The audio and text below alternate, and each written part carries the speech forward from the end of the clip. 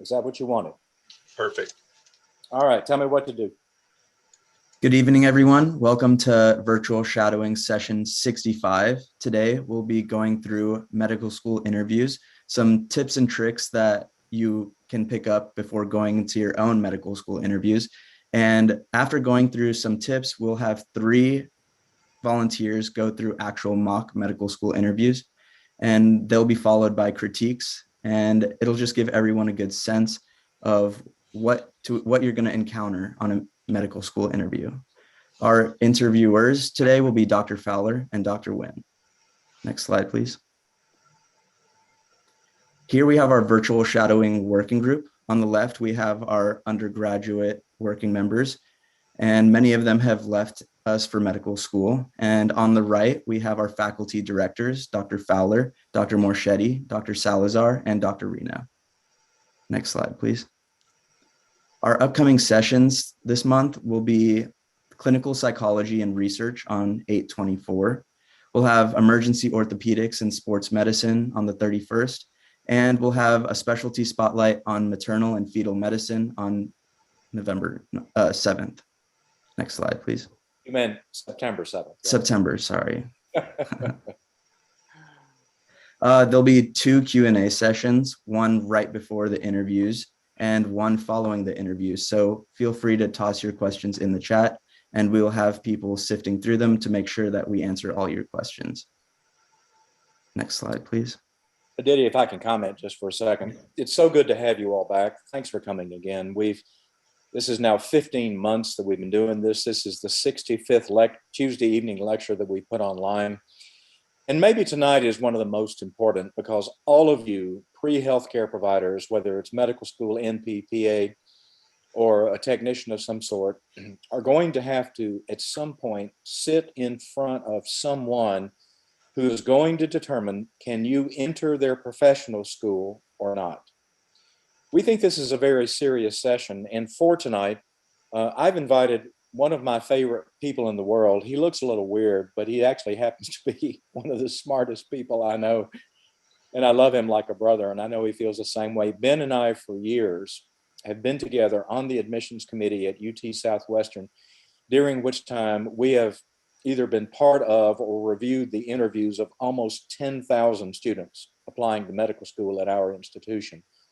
What Ben and I have done for tonight is put together the list of things that we think are exceptionally important that you be able to talk about when you do an interview for whatever program, medical school, PA, NP, and so forth.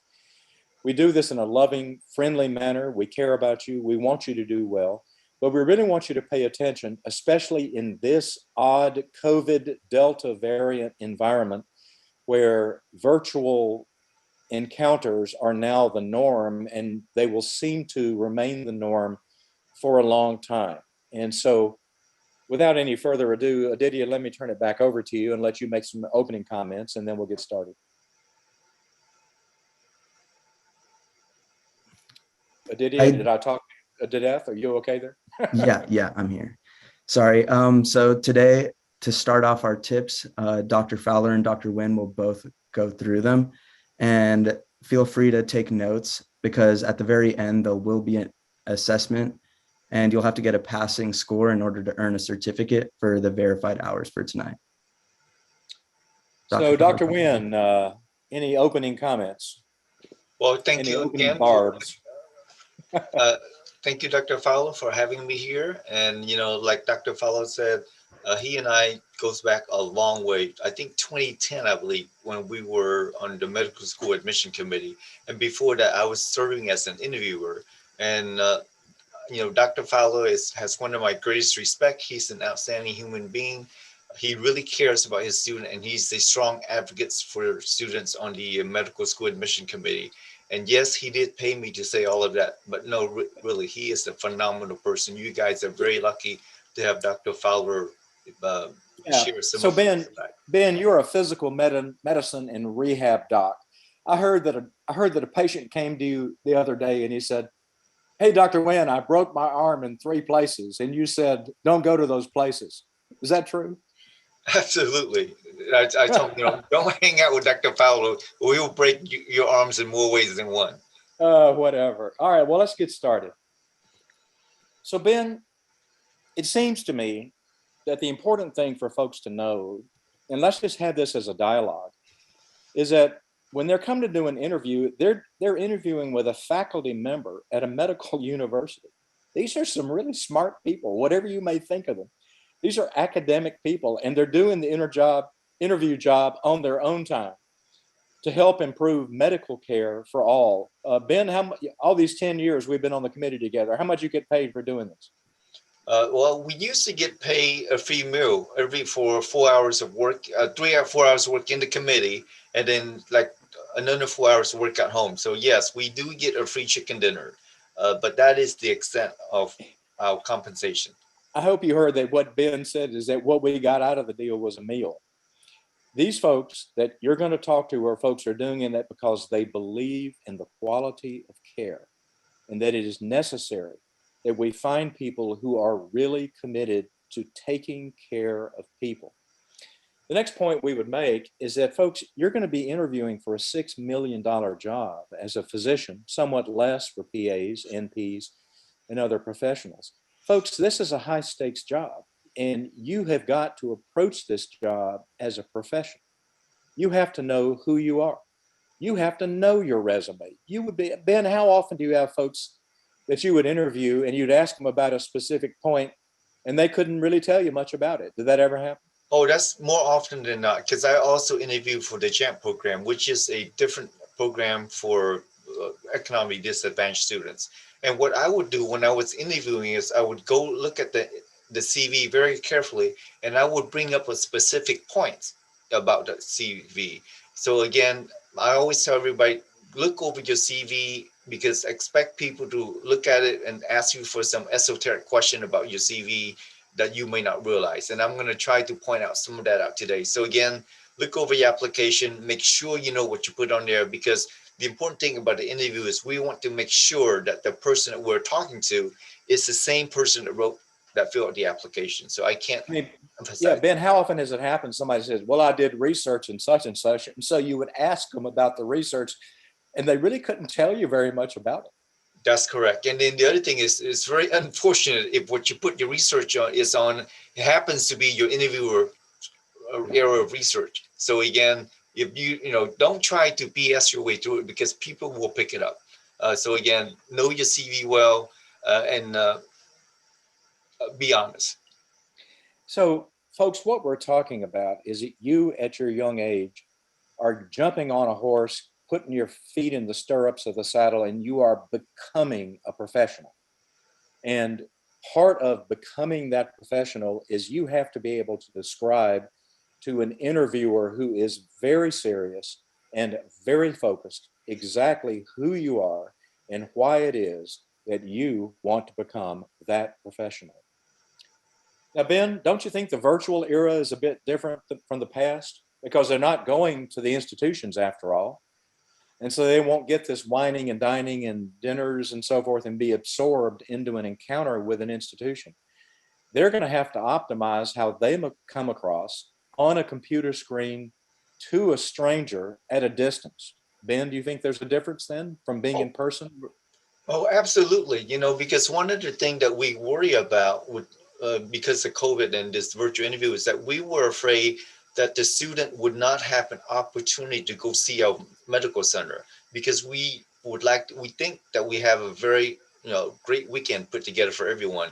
So we thought that put us at somewhat a disadvantage. I'm sure every medical school feel the same way, but it turns out that we did very well last year, uh, among those who we interviewed. So although the student did not get to visit our facility, we matched an amazing cohort. So yes, there are definitely disadvantages, but to the virtual interview, but there's a lot of advantage, and everyone is going virtually, because I also interview for medical school, residents, and fellowships. And so again, yes, you lose a lot by not being able to be there in person, but you gain a lot, especially for the student, because now you guys are able to interview anywhere and everywhere without having to worry about airfares and things like that. So Ben, do you think virtual interviews are the way of the future? Or is it just going to come and go once COVID goes away? I think that it's going to be the way of the future. But every school, I think they want to have you to come by to look at their school, so that way they want you to feel comfortable being at the interview. So I can envision a system where maybe they have a hybrid program.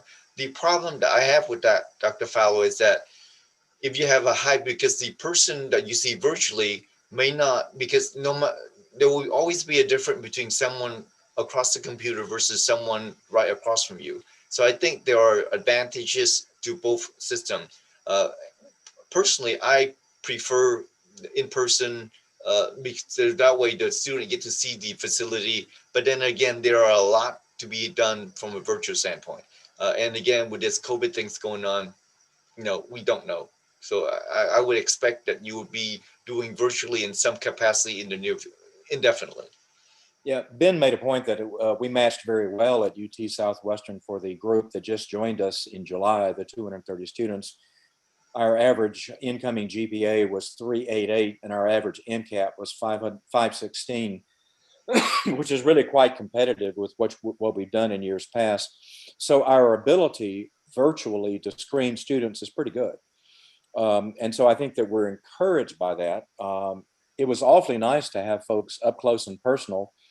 At least if they were going to be so nervous that they would throw up on you, they would do it in person. Regardless, folks, the interviews are very important and they will make a difference on your ultimate outcome, which means in your life, in your professional life, in your personal life. And so you must take this seriously.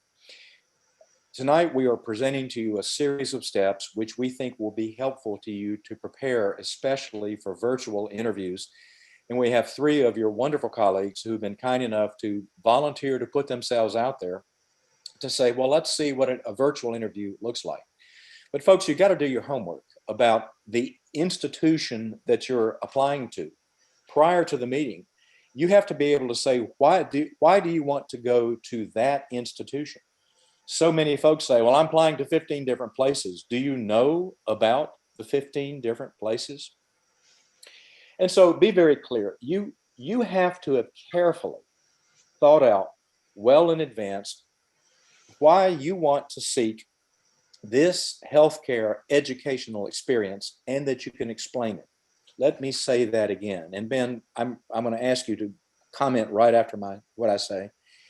You have to be able to be very clear about explaining why you want to do this healthcare experience. You don't want to be some amateur who stammers and stumbles and tries to explain it. You've got to have thought about it in advance. You have to practice, write it down, share it with your friends.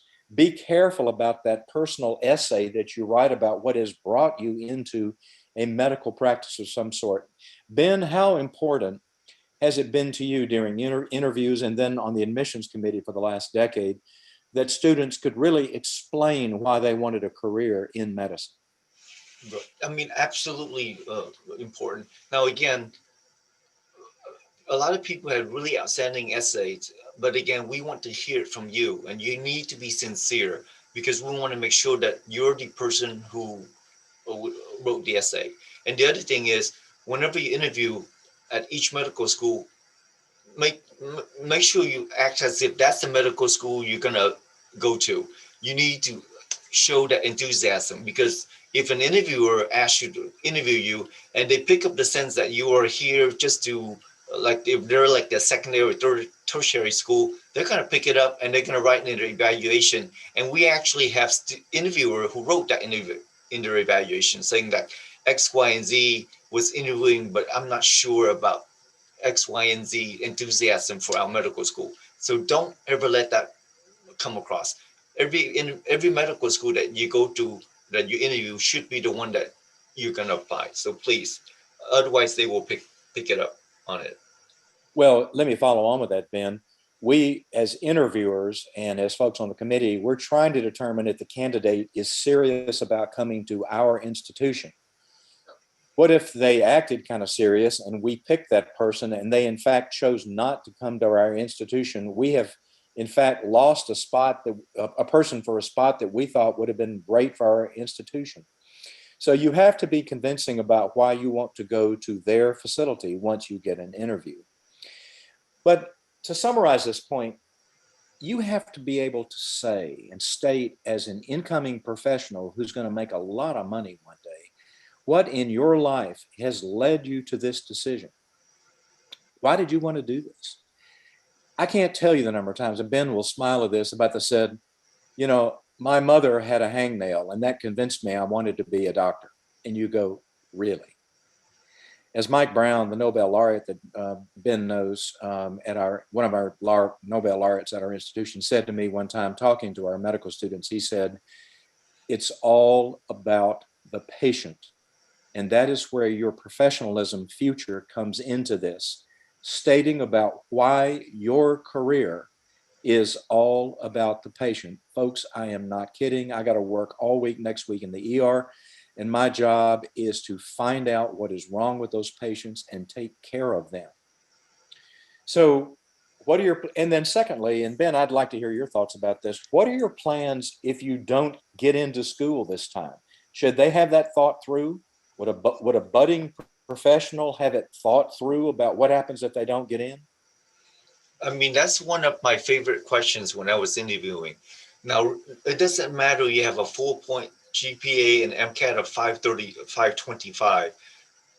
We want to know hypothetical situations. So please be humble. So don't say that, well, with my scores, I will go to a medical school somewhere. So when they ask that question, they want to find out about your sincerity, about your passion of going to medical school. So always have a fallback plan, like what happens. So always have an answer, although you feel strongly that you will go somewhere. Again, that is something I ask just to see how a student respond and to check to see if they're humble, if they're really, they have, really dedicated to the task of going to medical school. So, Ben, you would agree that a committed professional who is worthy of getting into a school would have the answer to that question well thought out in advance? Absolutely.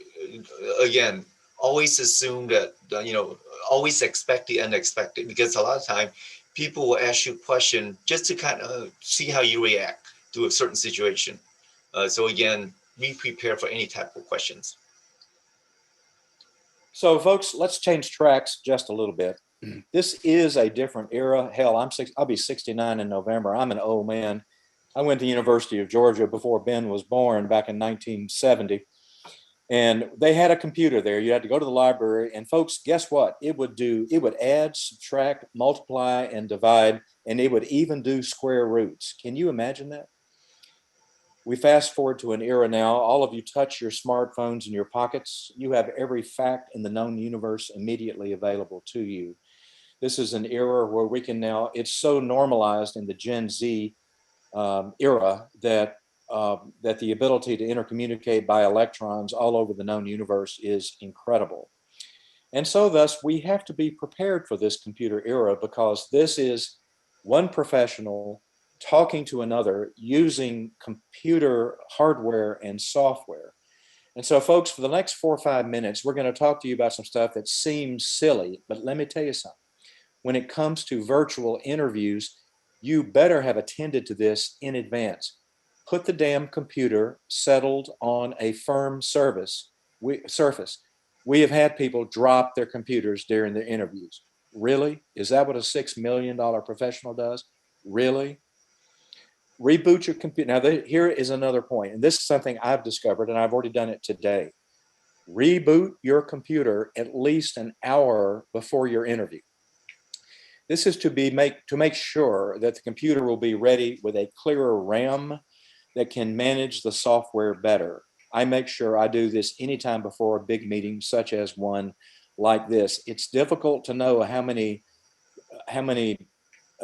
evil humors are lurking down there in the RAM that in fact are crowding your software's ability to be able to process audio and especially video images. I strongly suggest you reboot your computer. Now, folks, this is under the category of really. Turn off other software programs. Turn off your email, for example. For God's sake, don't be checking your email during your interview. Turn off your internet browsers, except in as much as it might be involved with their interview. Turn off your calendar programs. You don't need all that. And folks, you don't want your attention distracted. Ben, what happens, you think, if their attention, here they are in this big interview, and what happens if their attention gets distracted during their interview? Could that affect the interview? Absolutely. And then the other thing is, look at all of the things that Dr. Fowler lists in front of you. And one of the other thing, if I may add, is make sure that your lighting is appropriate. For example, you guys have the light ring, right? Let me show you the light ring. Okay, so this is with the light ring on. Ben, okay, there you go. Okay, okay, now go ahead and do it again. Yeah, see now, you see this is without the light ring, right? Okay, and then let me show you. And then you can get this on Amazon for like $25. Here, let me show you how it looks like. Oh, you can, yeah, there you go. So it's just a little, physically a light ring, and you put it next to you, and then it will be much nicer. You can get really nice background. So again, it's only $25 on Amazon. Definitely purchase it. That's a great idea. And you know what? That's so important, Ben. I think in a minute we'll come back and talk a little more, and we may want to see that light ring again. Okay. Sure. Now, test your audio and video on Zoom. In Zoom, as you probably know, but in case you don't know, in the upper left-hand corner is a thing called Preferences, which lets you go straight to your audio settings and to your video settings. Test them. You go to video, it shows you your screen. So test them well in advance so you know exactly what you look like on the screen. Now, another quick decision, you've got to decide in advance about wearing headphones or iPhone type earplugs or none at all. I choose to wear none at all, and I think it works okay, but if there were a problem, I would be wearing headphones. So you have to make that decision in advance. So now, the next part about computers, and especially going to preferences on Zoom and testing this in advance, center your face in the computer screen from your camera, neither high nor low. And folks, please don't contact or kick or move your damn computer during the presentation. Leave it alone. You'd be amazed at the number of folks that actually jar their computer very hard, or they'll be tapping it and nervously and it'll be moving the computer. I mean, hell, that may give the interviewer vertigo and he starts throwing up on you. So don't touch the computer. Get it stabilized and set, because it is your camera. The next important thing is, and I think, Ben, you might comment on this. We saw a number of comments about how internet connections dropped out during interviews. And it would be important to consider having an alternative connection that you can move to quickly if necessary. Ben, do you recall that last year out of the 800 that we interviewed, that many of them virtually commented that the connections dropped out? Right. And then again, it happens on both sides. Sometimes it's the students and sometimes it's the interviewer. So again, just remember, no matter what happened, don't be flustered, because my chair, actually, she interviewed with students and then they lost connection. So then they were able to reconnect. And on her evaluation, she wrote that, despite the technical difficulties we had, we were able to finish the interview and the student was not flustered during the whole process. So again, no matter what happened, don't let people see you sweat. Exactly. So to follow up on that, set up the system and do a preliminary check, including getting a friend of yours to help critique this preliminary setup. Again, you're approaching this as what will be one day a highly paid profession. Now let's change subjects a little bit. You have got to be online the professional that you want them to think that you are. Think a bit strategically about your clothing, plain clothing versus maybe a busy patterned outfit. Comb your hair, if that is the way that you do that. Now, Ben will tell you over the years, Ben, how many times have we seen somebody whose picture that they put on their application is them shooting peace signs and their hair is all afluster? Does that picture really affect what we think? I don't know. But if you have two people with identical and I don't want this to be insensitive, but if you have two folks with identical applications, and you have one that seems to be wild and crazy on the picture and another one who seems to be quite serious and focused, I don't know how that'll play. The thing you want to do is be careful and be thoughtful. Wear the face and the hair that you would wear in terms of a professional environment.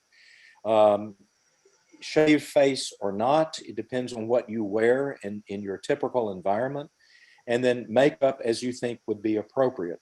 There is no one standard that fits all, but remember, you are approaching a very professional environment. Now, lighting and surroundings, let's touch back on what Ben said. Double check your image surroundings and the lighting prior to the interview, because you want the interview to be focused on your face and not what is behind you.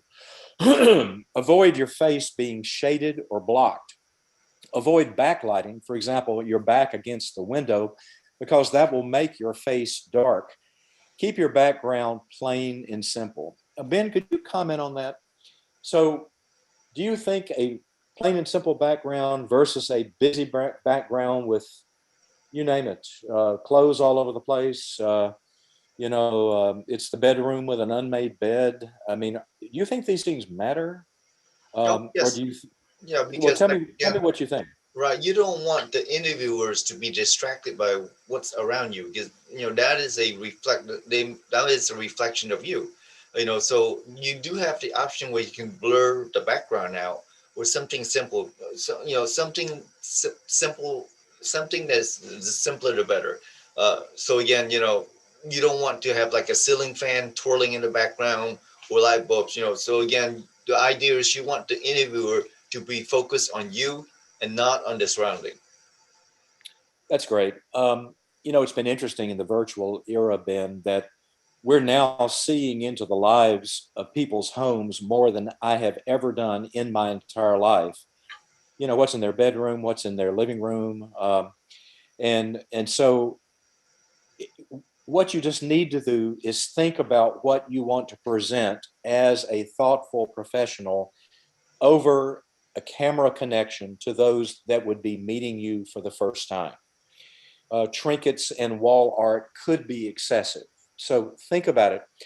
I did an interview with a lady last week who is at Harvard, and we were talking about stuff, including kind of a mock pre-med interview. And I noticed that she had a white curtain behind her. And later during the interview, as we were talking about visual contact and so forth, I said, I noticed you have a curtain behind you. Why do you do that? She says, because I'm in my bedroom and what is behind me is my bed and my TV and stuff. And so what I'm trying to do is present kind of a calm background. And I thought that was a very mature thing to do. And so be mindful of those appropriate backgrounds. Folks, let me say, don't have your camera focused on the toilet in your bathroom. That is probably just not a good idea. So now let's change subjects a little bit. Here's something that you may not have thought of. I'm going to show you two slides. Look at the slide, look at the picture. This is Adidia. Look at this one. And now let's go to this one. And then we're going to go back. What is the difference between these two otherwise identical pictures? Please put it in chat. And Adidia, will you please bring up the first one or two responses in chat? I have a few people saying my posture, my eye contact, the camera lens position. All of those are accurate. So Adidia, what were you doing when you were doing this picture? So in the first picture, I was hunched over. I was looking directly at my screen rather than at the green dot or webcam. And I also had my laptop flat on my desk versus in the second picture, I actually had books stacked under it to bring my camera right to eye level. And so folks, all of you 263 that are out there, do you feel less contact with this picture with the interviewer and a bit more contact? Regardless of how you feel, the point we were making to you is the fact this is Adidia looking at his screen, looking at the middle of his own face on the screen. This is Adidia looking at the green dot. The point we're trying to make to you is that we want to try to sell the fact that you should be looking at the green dot, and that is very unnatural and hard to do. This is called virtual eye contact and perspective. Although unnatural, looking into the camera shows the interviewer that you are engaged and that you are actively listening. When looking directly into the camera, Ben, you want to say something? Yes, can you go back on the two pictures? Now, the second picture, yeah, that one has much better eye contact, but there also is a glare on the glasses, which may be distractful. Now, see if do you guys see my glasses with a glare on my glasses right now? Ben, I'm stopping sharing so that we can see your eyes. Go ahead.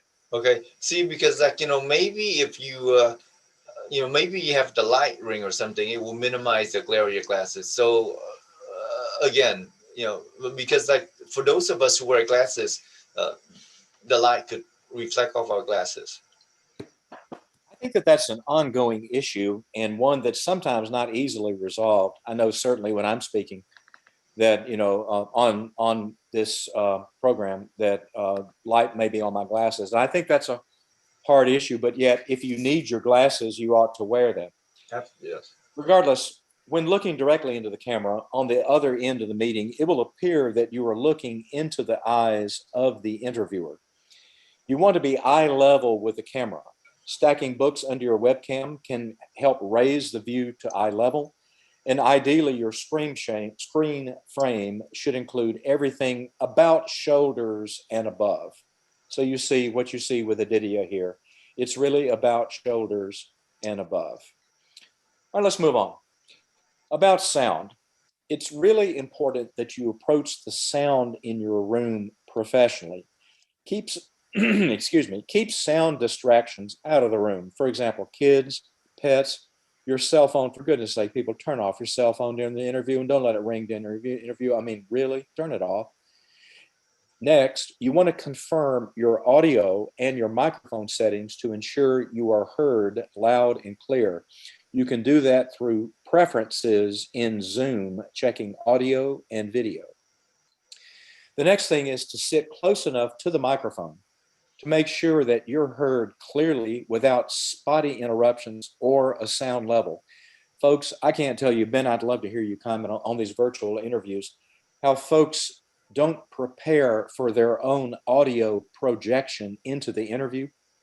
And so they may end up being very far away in a sound that is really quite, echoey like I just did here. So please make sure you're somewhere close to the microphone, because if you're very low in tone and the interviewer is having to ask you over and over, I'm sorry, what did you say? And you've only got 15 or 20 minutes for the interview, folks, that's annoying. You don't want to annoy the interviewer. You want to take these things into account in advance, because remember, it is up to you to make these verifications in advance of the interview, or things may not go well. Ben, last year, did we hear comments about folks and the loudness or the lack of loudness of their audio or sound interruptions and so forth? Yeah, we did. Actually, about 3 weeks ago, when I was doing a mock interview, one of my candidate had a really hard time connecting because I guess she didn't get a chance to test out her video and audio ahead of time. And it was kind of frustrating. That was only in a mock interview, and I shared that with her. So again, if you guys want to, maybe you should ask your friend to do a quote mock interview just to make sure that your audio and video is working properly.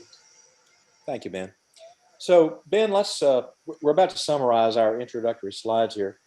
Let's talk about how we felt the virtual interviews last year. Now, to preface this, Dr. Nguyen and I have been on the committee 9 years at this point. And so we had those number of years to be able to compare how the prior year's interview went with virtual interviews. And Ben, I felt like the interviewers did comment on sound and video issues. Did you think so? Yes, especially last year because it was relatively new. But now that everybody has at least a year of practice, even at the university level, we are expecting that to be less of a problem. So just make sure that you're not the applicants that has issue with audio and video, whereas others do not. So Dr. Wynn and I were born before computers. Gen Zs now have only had smartphones their entire life, or I should say have been exposed to computers their entire lives, and are very, very techno savvy. The folks on the working group here are so much smarter about computers than me. It's an honor to be with them. And so the interviewers commented, didn't they, Ben, that the interviewees were often able to solve issues with the sound and video, and that these computer savvy interviewees were appreciated. Didn't you think so? Yes. All right. And so generally, all in all, now folks, by now we've been going 40 minutes. Listen to this sentence. Generally, there are little differences in the comments from the previous year by the interviewers as far as how the questioning of the interviewees went. Didn't you feel, Ben, that the dialogue basically went pretty well on the virtual platform? Yeah, it did. And again, some of like, even in real life, some applicants have trouble with eye contact, but that become especially problematic during the virtual interview format. You just have to practice looking at the camera. So that way you come across as someone who's engaged, who's listening, rather than looking down at the desk or somewhere else. And so, but there were some pretty typical and usual comments, one-on-one, face-to-face, people can act nervous, end up, scratching their ear or being restless or not making eye contact, or this is in the usual typical in-person interviews. And so we saw typical comments last year involving nervousness of the candidates, as well as screen use, such as eye contact. This is why Dr. Wynn and I made these specific points on eye contact. So Ben, take a deep breath. Aditya, do you have some questions for us? I'm going to unshare for the moment and we'll let our faces pop up. Sounds good. I do have a few questions for you guys. First off, when you get asked about past research, how much are you expected to remember about very old research, whether it be a couple of years or a decade ago? Ben, you want to take that? Well, hopefully when they were asking about research, it's relevant research. If you did something a decade ago, hopefully you should be able to point out, what is pertinent about it. And now, are you talking about like maybe you were doing graduate school and you did research, or is this research in high school or something? It should be relevant. And again, we just want to be able for you to walk through the process of what you did as a researcher, as a student, as an assistant. Again, unless you happen to do research in the same area that your interviewers are doing research, usually they really don't know. They just want to learn about your analytical thinking, how you walk through and how you think through the difficult situations. And research is not essential to an application to a professional school. It helps to have it. And if you've done it, you need to be able to explain what you did, especially if you've got a publication out of it. Having done some research and actually gotten a publication is actually a good thing, and it helps a little bit. It's a few points. Not having done it does not distract. And then finally, I think back to the final point, Ben, was that what about if it was way far in the past? If it's on the application, you could be quizzed about it. And so you should be familiar with it. Aditya, what's the next question? Next up, if a person that reapplies to medical school because they didn't get in the first time, how heavily do you look at their prior evaluations, or do you at all? If I may go, Dr. Fowler, we do not have access to your previous application. We don't know. We really don't care. We just want to see what you have done in the interim to improve yourself. And then this is the thing that we always look at for people who are reapplying. What have they done in the interim to make them a better candidate this time around? That's the absolute right answer. Aditya, go ahead. Are controversial questions ever asked in order to see how a person will react? Yeah, I'll take that. Ben and I both did interviews for years before we hit the committee. And we were actually given a list of some questions that I thought were frankly odd. This is, again, a long time ago. For example, Ben, do you remember this one? If you were going to have dinner with any three people, who would they be? And one kid one year, this was 10, 12 years ago, answered Um, Jesus, Einstein, and Hitler. You know, how do you grade a question like that? And I don't like questions like that. And so to me, Ben, I think a question that would be of a reasonable controversy. And by the way, I hope my comments about that question didn't offend anybody. I didn't intend it to, but it's the issue of asking odd questions. I don't think we as interviewers need to ask odd questions. I think that we need to find out who this candidate is. So, for example, a great, somewhat controversial question is, what do you think is the worst problem in healthcare today? And how would you try to address that? Ben, what do you think about a question like that? I think that is actually a very complex question. And, when I was interviewing as an applicant, sometimes I get asked these, unusual questions, and I do that sometimes too. Again, it's not, I just want to see how they react when they're, under unusual circumstance. I don't ask mean questions, or I don't ask questions that belittle people, but I just want to see if this candidate is able to think out of the box. I mean, because like in medicine, you're going to see situation that you're not trained for. I just want to see how they react. Well, there's no question that's true. I mean, in the ER where I work, which is the busiest emergency department in the United States, it is a giant slice of life. And last weekend I was being accosted at a nurse's station by a very angry patient, and it would be reasonable to ask someone, if you were accosted by an angry patient who was making slurs at you, how would you handle that? Or some kind of similar sort of question, because these are true things that really happen. So, but anyway, Ben, I would say that I kind of like the more traditional route of questions. Why do you want to be a doctor? Why are you doing this? What led you to do this? What are you going to do if you don't get in? Um, but I do like the idea of thinking on your feet for a question like, what is the most difficult problem in healthcare today? Another reasonable thing is to say, and we ask about this, have you ever seen someone do something unethical? And if so, what did you do about it?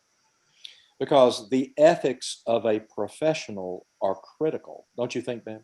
Yes, and I will cover some of that topic during my mock interviews. All right, Aditya, let's take one or two more, and then we're going to get going because we have a long evening ahead of us. Sounds great. What do you think of students using notes on their screens? Is that something you've encountered, or? What do you mean, notes on the screen?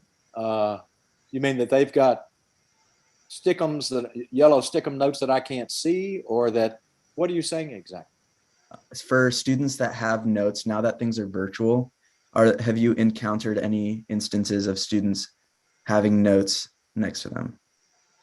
Well, we have seen evaluations that they say that the students look like they're reading off a list of questions, which is not a good thing. You want to be spontaneous. You don't want to be rehearsed.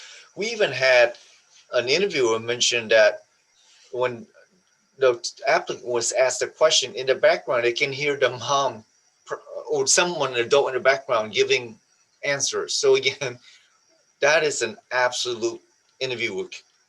That's an absolute killer. So again, avoid receiving hints like that.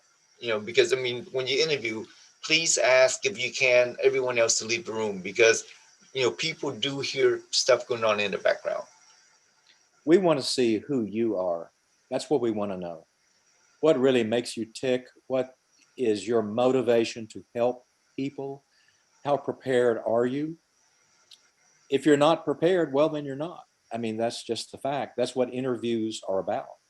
Last question, Aditya, and then we'll go on. Last question. What stands out in someone's personal statement that grants them an interview? Ben, take that, would you?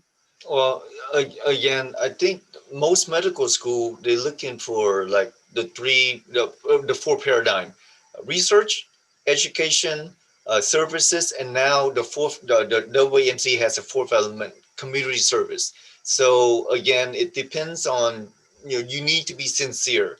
And if your application addresses all four of those pillars of medical school, you should be granted an interview. And Ben, I would add to that, and I think you would agree with this. We look at the quality of writing style also. Some people are really crummy writers. I did this and I did this and then I did this, starting every sentence with a first person singular. That's crummy writing style. And so you want to approach these essays as the most important thing you've ever written in your life. It doesn't have to be Faulkner. Very little is Faulkner. When I was a child, I spoke as a child. It doesn't have to be like that. Ben, you remember the one that we had one year? It was about 8 or 9 years ago. I've wanted to be a doctor ever since I was in my mother's womb as an embryo. Well, that was kind of cute. On the other hand, you do want to write this in a way that indicates the fact that you are a thoughtful professional who has some intellectual style, and including getting people who care about you to critique your writing. I would urge you to think about that. Ben, would you agree? Yes, definitely. I mean, again, when you prepare an essay, read it, reread it, and do it again. And not only that, give it to other people who you trust to give critique. So again, an essay, you should spend a lot of time on it, because what you write on the essay sometime will determine for you to come in to get an interview. And at UT Southwestern, once you've been offered an interview, the chance of you getting in is really good. It's more like around 30 to 40 something percent.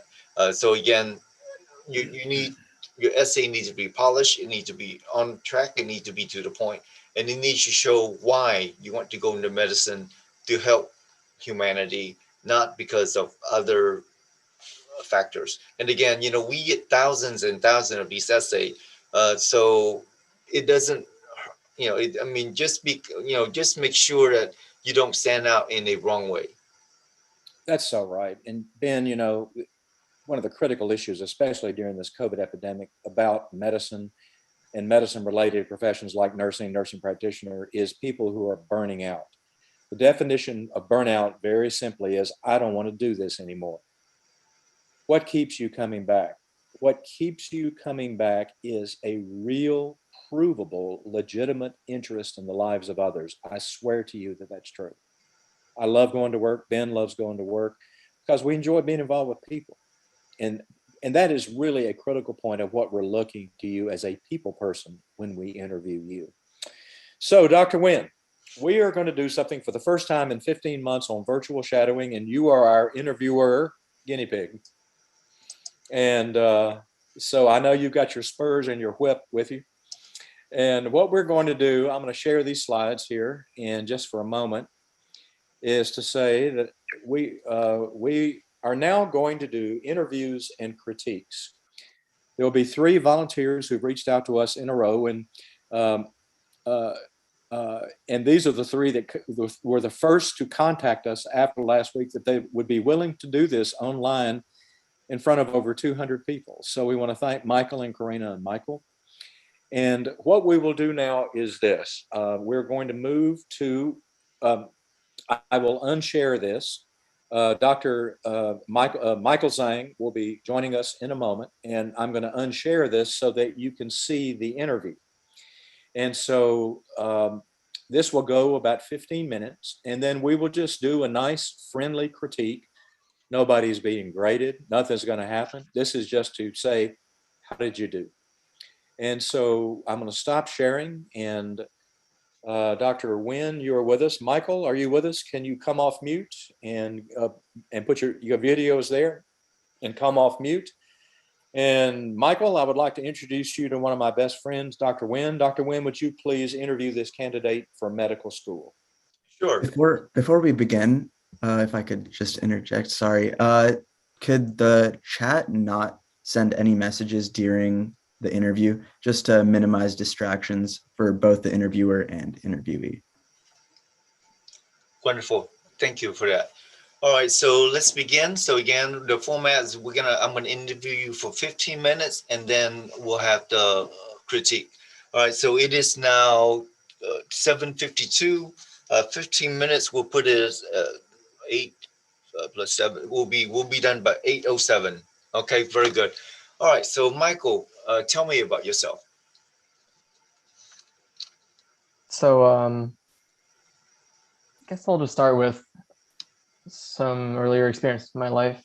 Spent the first 13 years of my life in China.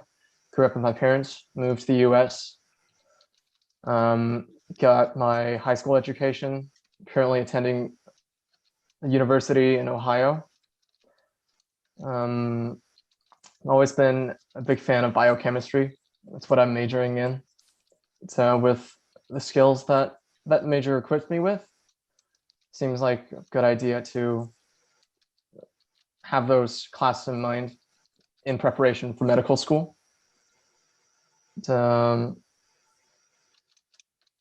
Free time to watch some documentaries, especially regarding medicine. Especially in my younger days, I've watched some regarding, autopsies and cases of criminal justice that actually sparked an interest in me while I was little.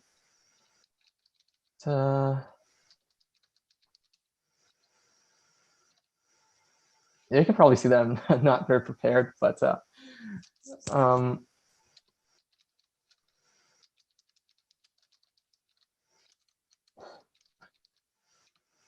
Okay. All right. So why medicine? why medicine?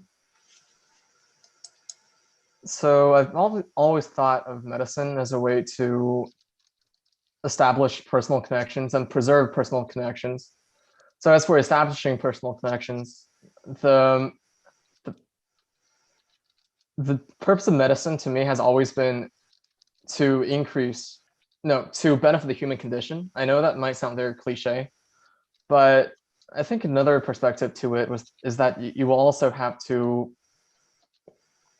you're also benefiting, preserving what's good in the human condition. For example, if you're a doctor and you weren't there for a patient, and that patient does not make it, it's not an issue of just, oh well, too bad you didn't save someone, but the personal connections of that person and all of their loved ones could be lost as well.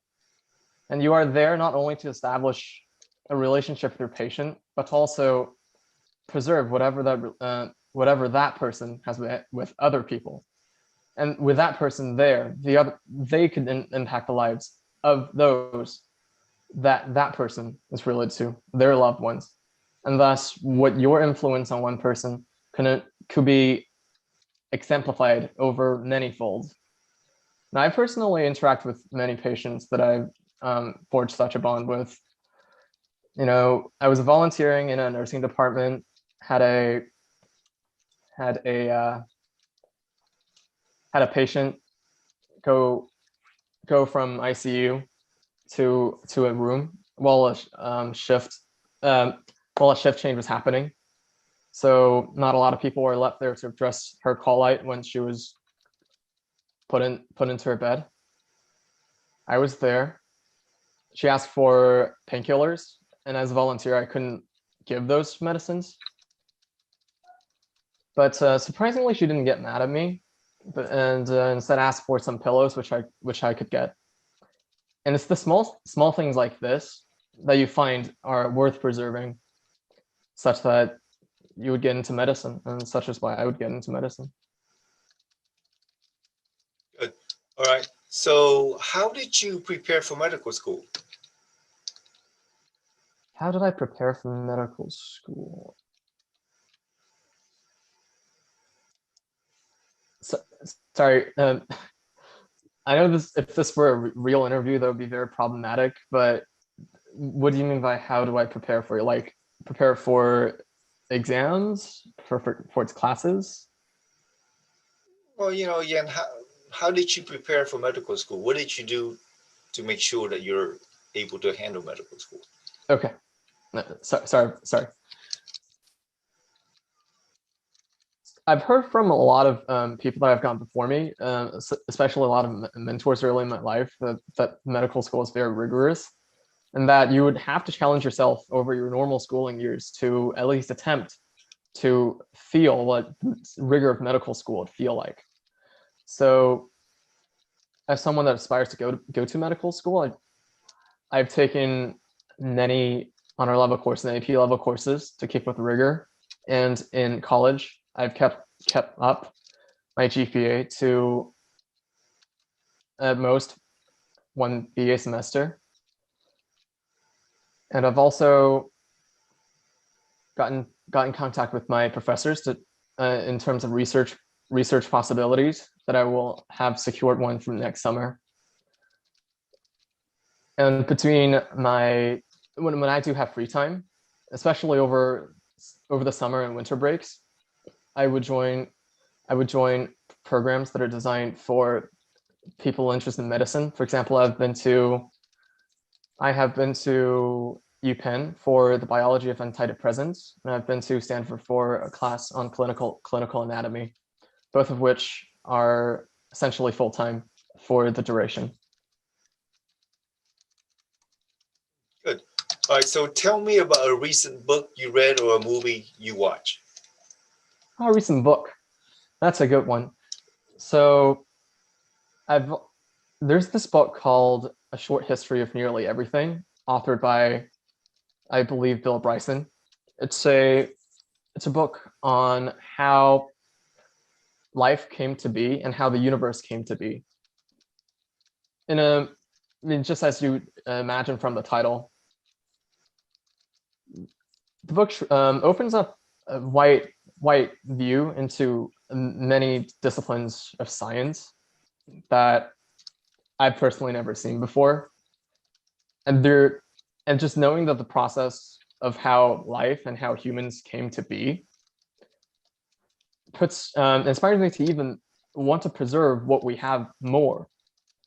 There's the way we came to be is so amazing that I find it be worth to preserve those that are here with us, and so that they would influence the future and lead humanity to the next step. Good. Now, do you consider yourself to be a follower or a leader? Please elaborate. I consider myself a follower. I do not know if it's necessarily a good thing or a bad thing, but I've always been analytical, and thus having a set algorithm to follow has always been my thing, especially when it comes to problem solving. I may not be the person to come up with the novel idea as to how to solve the problem, but if I do know how to solve a problem, I do have the ability to apply it to other situations.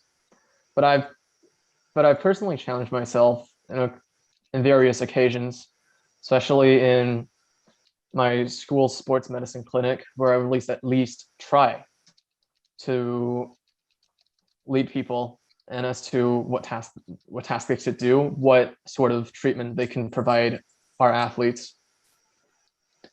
But mostly, I found myself to be more of a follower type. Okay. Give me an example of teamwork. Example of teamwork. So say a football game is going on and your athletic trainer is not there. So the assistants of the clinic will have to go cover for them. Different jobs will need to be delegated differently, and to have those that are out in the field that will need to immediately respond to whoever that may be injured, and those that are inside the clinic to log all the information that there possibly is regarding the injury and report if necessary. And those that need to, and of course, not everyone may know how to do each job, and that's why, especially even on field, there could be probably different people delegated to taping, delegated to wound cleansing, and delegated to wound treatment, and those that are necessary to escort the injured to the clinic itself for further treatment, and also those that need to sit by, say, the laptop to log all the information. Okay. Tell me of a time where you had to face adversity. I had to face adversity. It's probably one of the worst moments that I've had as while I was involved in medicine, at least marginally. It was also in the sports medicine clinic, was a person that I didn't know that came in for treatment. They were talking to my athletic trainers in a very disappointing tone. I overheard the conversation, and the person that came in said things like, "Oh, I know I'm going to die," and blah blah blah. And the moment I heard the things that they said, I was shocked. I didn't quite remember what everything else that they have said. I just went after my athletic trainer went out and the person's still in there. I came in to ask them, "You don't know that we have there are so many things that we could do to potentially help her condition." And that person didn't even specify what their condition is, but all they told me was that I know that I'm going to die. And then they left. It's the most powerless that I've felt essentially in my entire life. So I thought maybe I can be a part of the force that helps fix this problem. Maybe there are things that you can do to make sure that people do not feel that hopeless. Okay. Now, if you could do anything over, what would it be?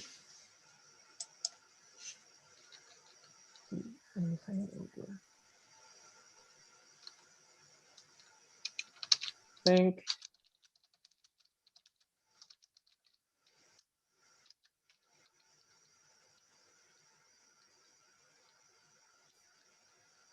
this is a hard one. I'm so sorry.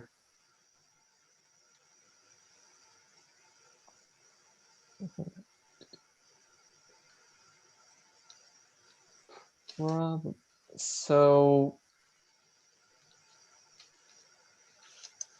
as someone that's super analytical and science focused, I wish I were more understanding to those that may not have the same understanding of, say, science or medicine, especially those that need the help of information era and and and and what scientific medicine can do. For example, on several occasions, I have interacted with people that are vaccine hesitant, and my first reaction was not that they need help and that they are misguided with lies and that there are immediate things they can do to at least attempt to convince them. Even though I'd like to at least consider myself an empathetic person, the first reaction that I've jumped to is that they're dumb. But that is a terrible way to look at things. But it's just if you think that way for long, it's hard to change your mindset about a certain group of people, even though they need help and they need help.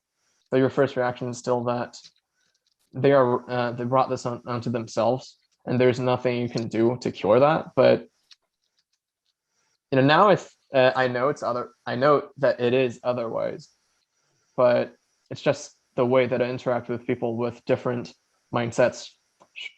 It's different. That should be different. Okay. All right, good. All right, so give me an example of helping others. Of helping others. It could be very minor. If there's someone out there that, say, ask for some food, maybe go get them something that can make their day. But on to major things like medicine. It could also be the small things that get there. I guess I'm kind of going back to the patient that I helped treat in the nursing department. After I got them the pillows, there were still not many nurses that are out there that are able to dress the call lights. All of the nurses have a fixated room for them to get to. So I kept her company in that room. A cute conversation just ensued. We talked about the history of heavy metal, despite it's with a very old lady. And we established a connection that I think that the patient would have appreciated too. And such that the connection that we build is the help on top of whatever whatever drugs and whatever that the hospital can provide. I think the human connection is what helps most. Okay. Tell me about a research project that you have been involved with. Yes. So my chemistry professor, my organic chemistry professor, is involved in using photosensitive compounds to encrypt information. We would test the compounds out in different temperatures and different pH levels, and or even different compounds, especially those that are able to layer upon themselves. So this with strong intermolecular forces, and how we can systematically disrupt those or construct those to conceal visual information. And one of those we did was to build a picture of Super Mario and then mask it, and then try to retrieve the information later. And that has been a success, and it's actually on a poster in the university. Okay. What are your thoughts on diversity? On merit-based admission versus admission based on cultural competencies. Simply put, diversity matters. Studies have shown, I know this sounds very cheesy, but studies have shown that people working in more diverse environments tend to have higher productivity. So before there are better ways, for example, the disenfranchised groups tend to be more economically disadvantaged. So even for those that are on paper against the affirmative action, we'll at least tend to agree that those that do have the cold hard cash to attend extracurricular classes are more likely to perform better in their class due to the outside help that their economic background supplies them with. And that in the worst case, you should still consider that particular background and put into that consideration as to why their academic achievement is the way that it is. And it's, instead of just strictly looking at, oh, this person has a 4.0 and a 518 on the MCAT, and overlook the fact that maybe someone had to work two part-time jobs outside their education in order to supply the family with money. So I think, since racially speaking, those that are people of color are more likely to be economically disadvantaged, and thus we should consider that. And the icing on top is that it also helps with diversity, which has been shown to improve productivity. Okay. All right. If you were a dinosaur, what would you be?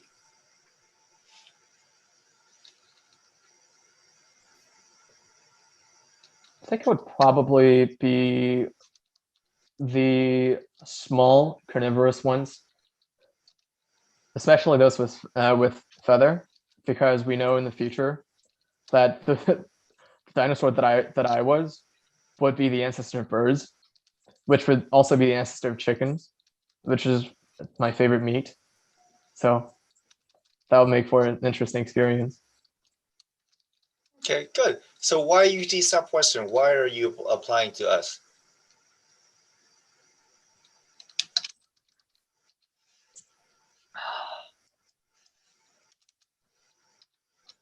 Okay, I will be honest. I didn't actually prepare for where particular that I want to apply to, because I didn't have an idea when I wrote my resume and gave it to Aditya. Okay. So I don't think. All right. Do you have any questions for me? On a scale of 10, how close to 0 did I perform in this interview? Ben, are you about done? I am done, actually. Thank Yep. you. And I've got a page full of notes. Michael, that was a great interview, whatever you may think. You were placed under enormous stress. You were the first up to do this in front of 300 people. It had to be quite stressful. And we're going to make some general kind of comments and observations. Let's start with your background. I guess that's a window behind you. Is that right?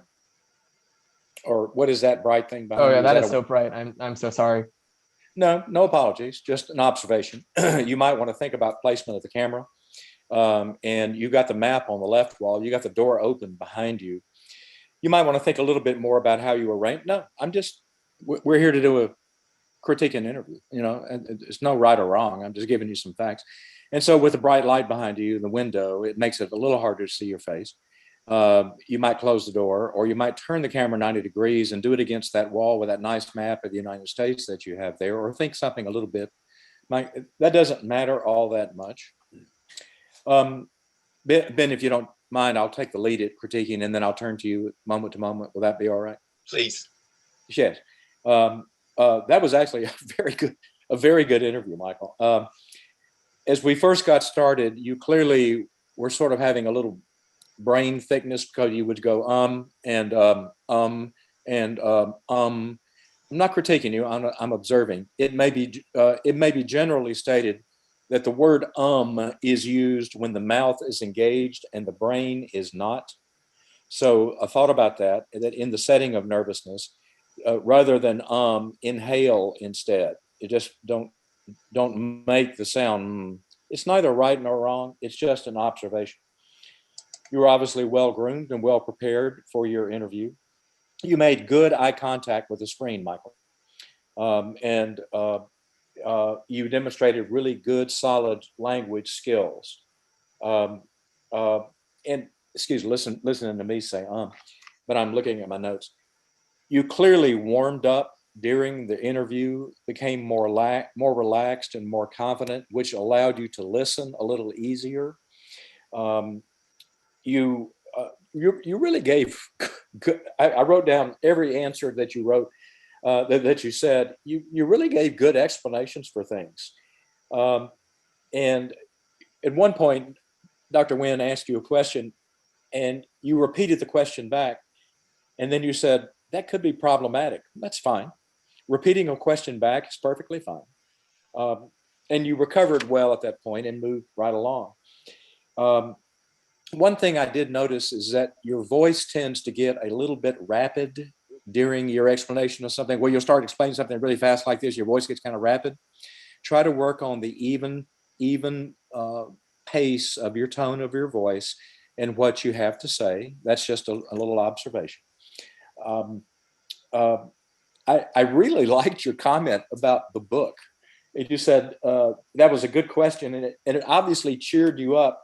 And then you brought up Bryson's book, which is a hell of a book. And it really, because I know that book. And you said that you talked about an area that happens to be of interest of mine, which happens with interviewers. You will click with interviewers and you will find an area of common interest, and that's perfectly fine.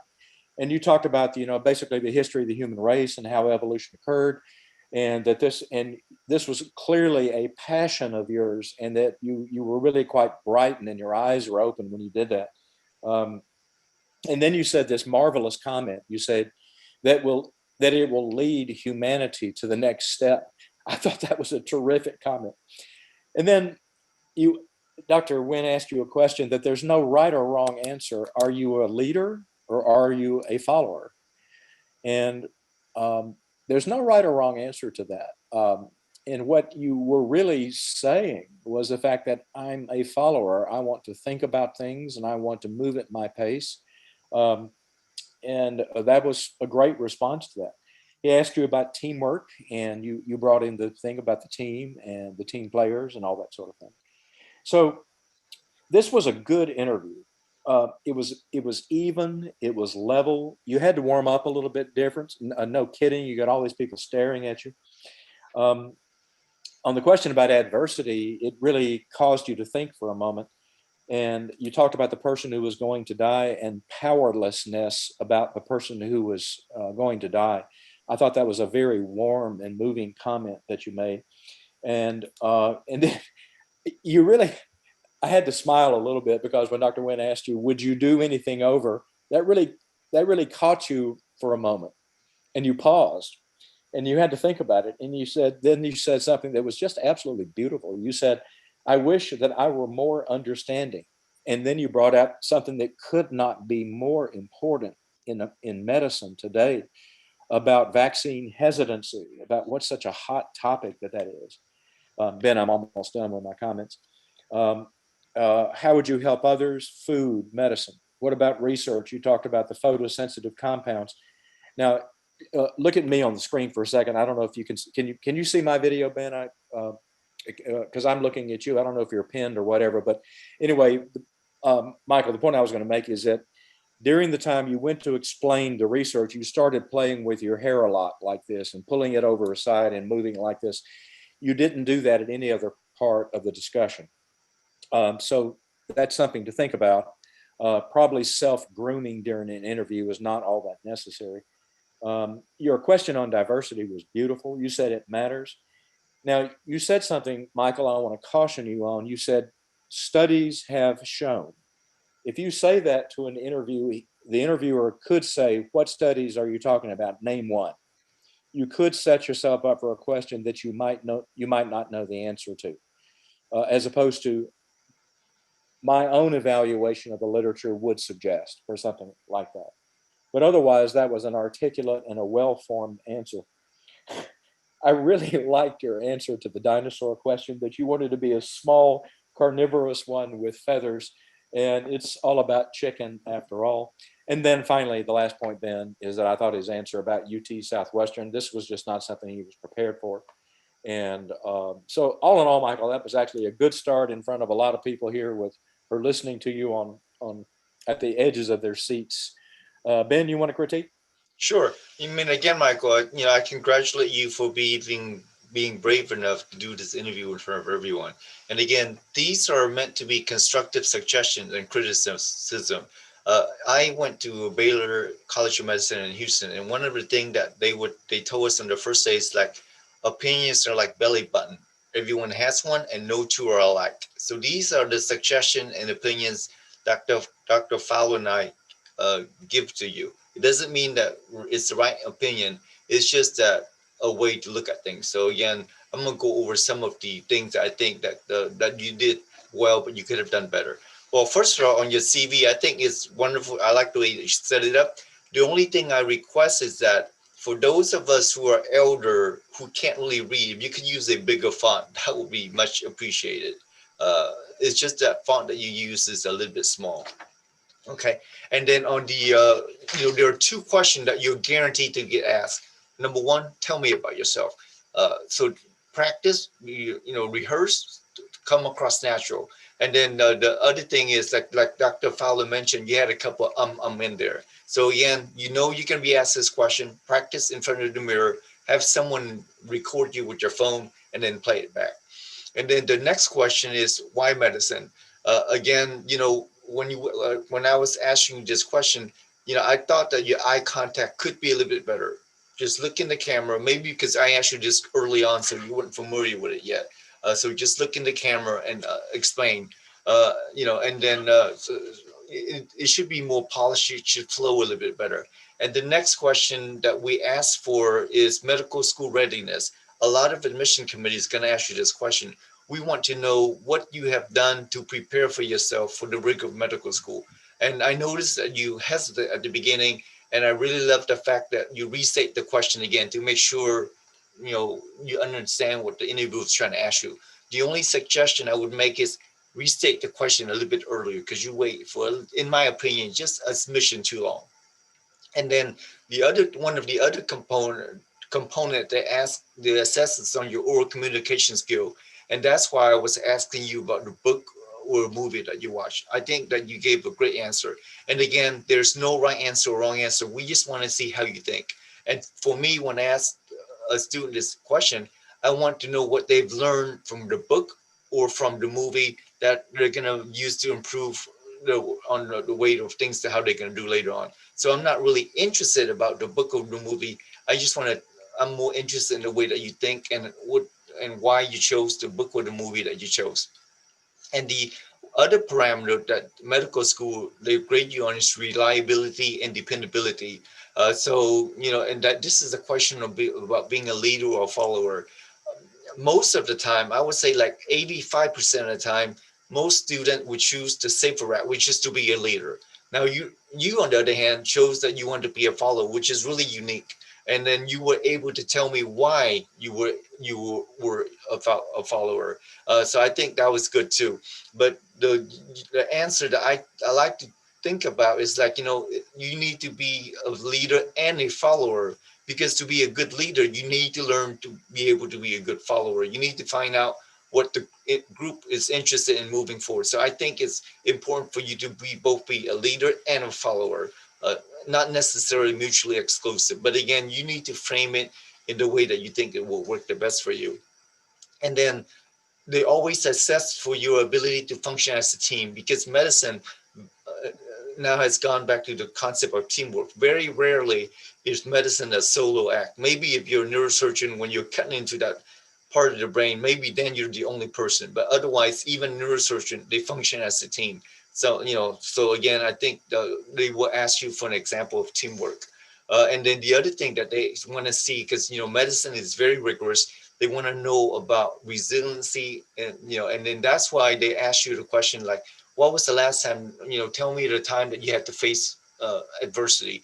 And we want to watch you think your way through the process. And then the other thing that they assess for is your personal presence, like how well do you project yourself. And uh, you know, so again, you need to be capable of this. And the other thing that they ask for is capacity for improvement. For example, you know, what have you done that, and are you able to learn from your mistake? Because no one is perfect. Everybody makes mistakes. The important thing is, what have you learned and how did that improve you as a person? And this is also very relevant for someone who's a second time applicant. You know, you need to find out, you know, what you didn't do correctly the first time, and how did you improve upon yourself, and what did you learn from it? And the other question is, they want to know that you're going to be a service to other. So you need to have, when they ask you for an example, draw some, this is where looking at your CV is important. Uh, know what type of activities that you have engaged in, and don't just list the activities. Tell me or tell the interviewer what the activities, how has that made you to become a better person, in sense of how are you able to use that to be a physician. And then, you know, they will always ask you about a scientific inquiry skill, and then this is where you need to draw upon on your research. And then now a lot of focus on medicine these days on cultural competency, so expect a question on that. They want you to know if you are able to blend in and understand and see things from other people's point of view, because like Dr. Fowler says, you know, in the ER you don't see just one demographic, you see a whole different spectrum. So you need to be able to relate, to see things from their point of view. And then, you know, like I said, like sometimes they ask you a really out of the box question, like, you know, if you were a flower, what would you be? If you were a dinosaur, what would you be? We're not interested in the right answer. We were interested in why you picked the answer that you picked. So, you know, again, I think, you know, you did very well. And then the last question is like, they can ask you, why did you choose our medical school? Uh, Always, you know, what I suggest to the students, like every medical school have an online subscription newsletter. Make a point to look, to Google it and look at the issue that were raised in that medical school. So when they ask you, do you have any question for us? You can cite some a recent article, like, you know, that, because that shows me as an interview that yes, you are serious about my medical school. You went online to look at, you know, what it has to offer, and you know, so I think that is important. And then so I think, you know, you did very well. There's just some suggestion that you can tweak it a little bit better, you know, to make it more polished. But you did very well, Michael. Good. And I'm so sorry, Dr. Fowler, that we ran so much out of behind schedule. But I guess we can move on to the next person. How much time do we have left? Well, we don't have a real stopping time, and I would still leave it open to Michael and Karina if they still want to go forward. Um, and I will go ahead and set it up. And Karina, are you ready to go? Okay, our next up then is Karina Ramos. Okay. And so Dr. Nguyen, I will introduce you to Karina. Karina, this is Dr. Nguyen. Hello, Dr. Nguyen. Hi, Karina. How Well, are you welcome this to our the virtual mock interview. The time is now 8:28. We're going to be interviewing you for like 15 minutes, so 8:33, 8:43, and then we'll have a Q&A. Perfect. All right. So, Karina, tell me about yourself. Well, I am currently a senior at the University of Central Florida, majoring in biomedical sciences. And what that means is that I am interested in all the fields that compose medicine, such as biology, chemistry, to the more specific, such as genetics and immunology and neurobiology, and et cetera, that make up this whole field of medicine, so to speak. And seeing that I come from a tight-knit, close family, I have been able to witness family members with their health crises, experiencing health crises and challenges, especially two very close family members that are very close to me, who are my grandmother and father on separate occasions. I think that was one of the main things that drove me to pursuing biomedical sciences, as I'm fascinated with what composes medicine and physiology and pathophysiology and all the other things that compose biomedical sciences, so that I am better equipped to become a physician in order to better understand the human body as a work of art, essentially. Okay, good. How did you prepare for medical school? How I was able to prepare for medical school was by first choosing my major as biomedical sciences. And I also made sure to keep my GPA as high enough as possible so that I would be able to strengthen myself as an applicant. And in addition to that, I made sure to not rush myself in terms of classes. I know that they say that it isn't a race.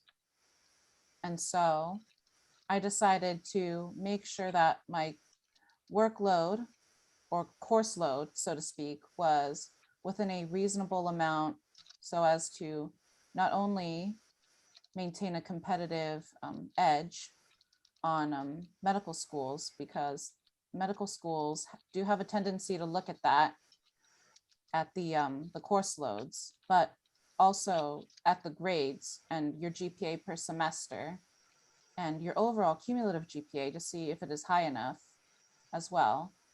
In addition, I've also done volunteer work with Give Kids the World and Shepherd's Hope, which are two very phenomenal organizations that that help people also facing health challenges, such as if their child is facing a critical illness or condition that could possibly be life-limiting, or whether or not they can afford health insurance or gain access to adequate health care despite them being uninsured or unemployed or whatever the situation may be. I've also done volunteer work to help strengthen myself in active listening. And because of that, I've also become a more empathetic person who is willing to advocate for their patients' causes and needs. And I'm also part of a club called the Multicultural Association of Pre-Health Students as well as an extracurricular, which serves as like a landing point. So for like medical schools, based on which guests would present, like medical school admissions, and overall a very diverse medical community composed of not only future physicians, but PAs, physical therapy, nurses, and they're a wonderful organization overall to be a part of. And I'm very honored to be a member of that organization as well.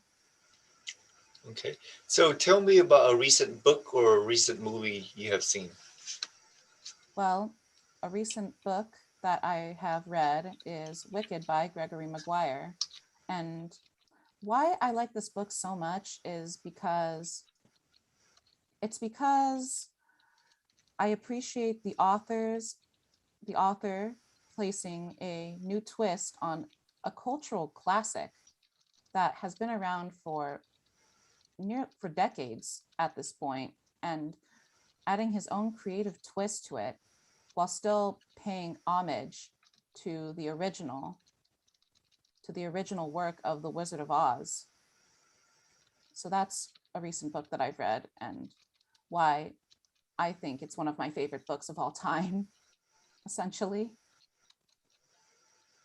Good. All right. Do you consider yourself to be a leader or a follower?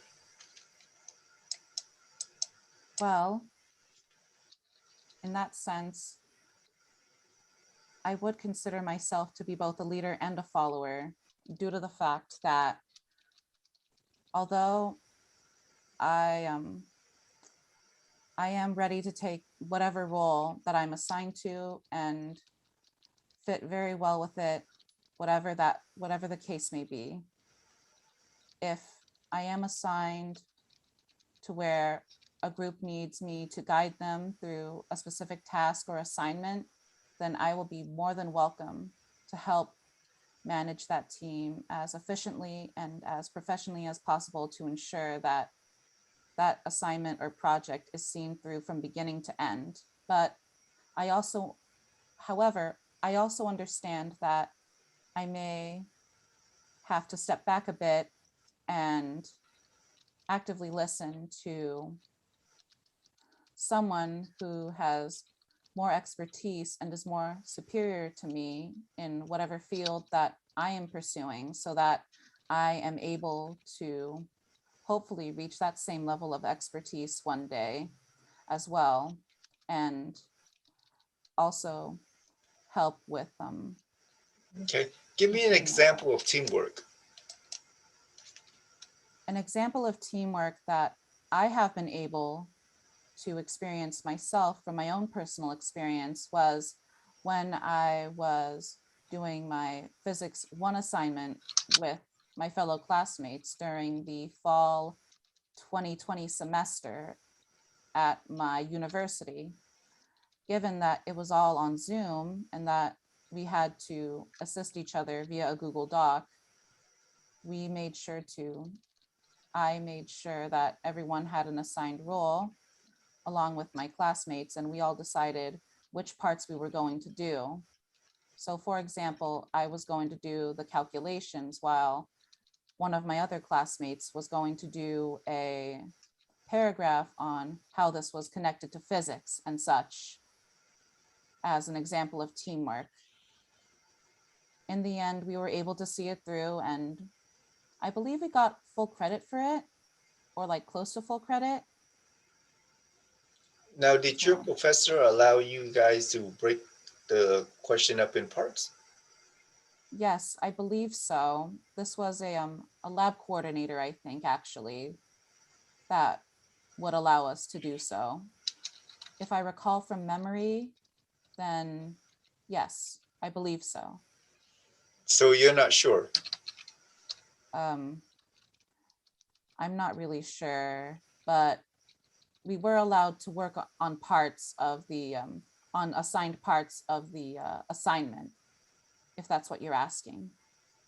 he did allow that, yes. Okay. All right. So tell me of a time when you had to face adversity. Oh boy. Well, could I'm, for this example, I'm going to provide an example from my elementary school days. So a time where I needed to face adversity was when our teacher would have these weekly multiplication tests, and the first person who would complete them with all the right answers and on time would be able to get a prize from those little prize boxes that were found in the elementary school. And Lord knows how many times I had to take that multiplication test, and each time I failed. And until I was frustrated in everything, because multiplication was not my strong point back then, let me tell you. So how I was able to overcome this adversity was by practicing my multiplication tables with my grandmama and looking up videos on YouTube and practicing to make sure that not only I would get every answer right, I would make sure to get every answer right and finish it on time or before the time was up, so that I would be able to not have to retake that multiplication test thingy again, but to finish it on time and to master my multiplication tables in the 5th grade. So after a long time of struggling and working so hard to master my multiplication tables and write down all the answers and think through them as quickly and as efficiently as possible for the multiplication test that was assigned every week or every 2 weeks, I think. I don't recall. This was way back in the 5th grade. I was able to finally complete all of the multiplication table questions and on time before the time ran out. And the feeling that I got was beyond satisfying. I was so happy. Let me tell you that Okay. I do know. Good. If you could do anything over, what would it be?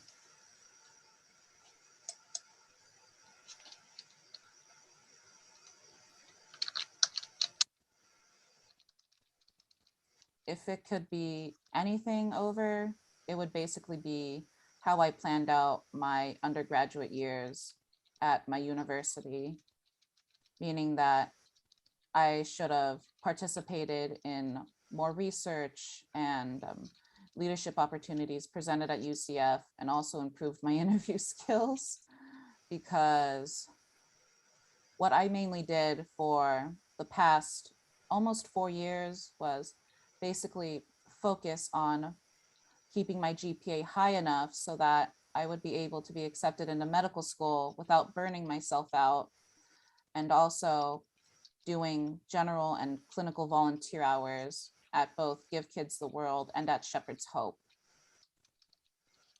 So if I were to redo my undergraduate years, I most definitely would have done more undergraduate research and pursued more leadership opportunities while at my time here at my university, because I also understand how important those other factors are for a med school application. Okay. Yeah. So you mentioned about your love of research. What type of research have you done so far?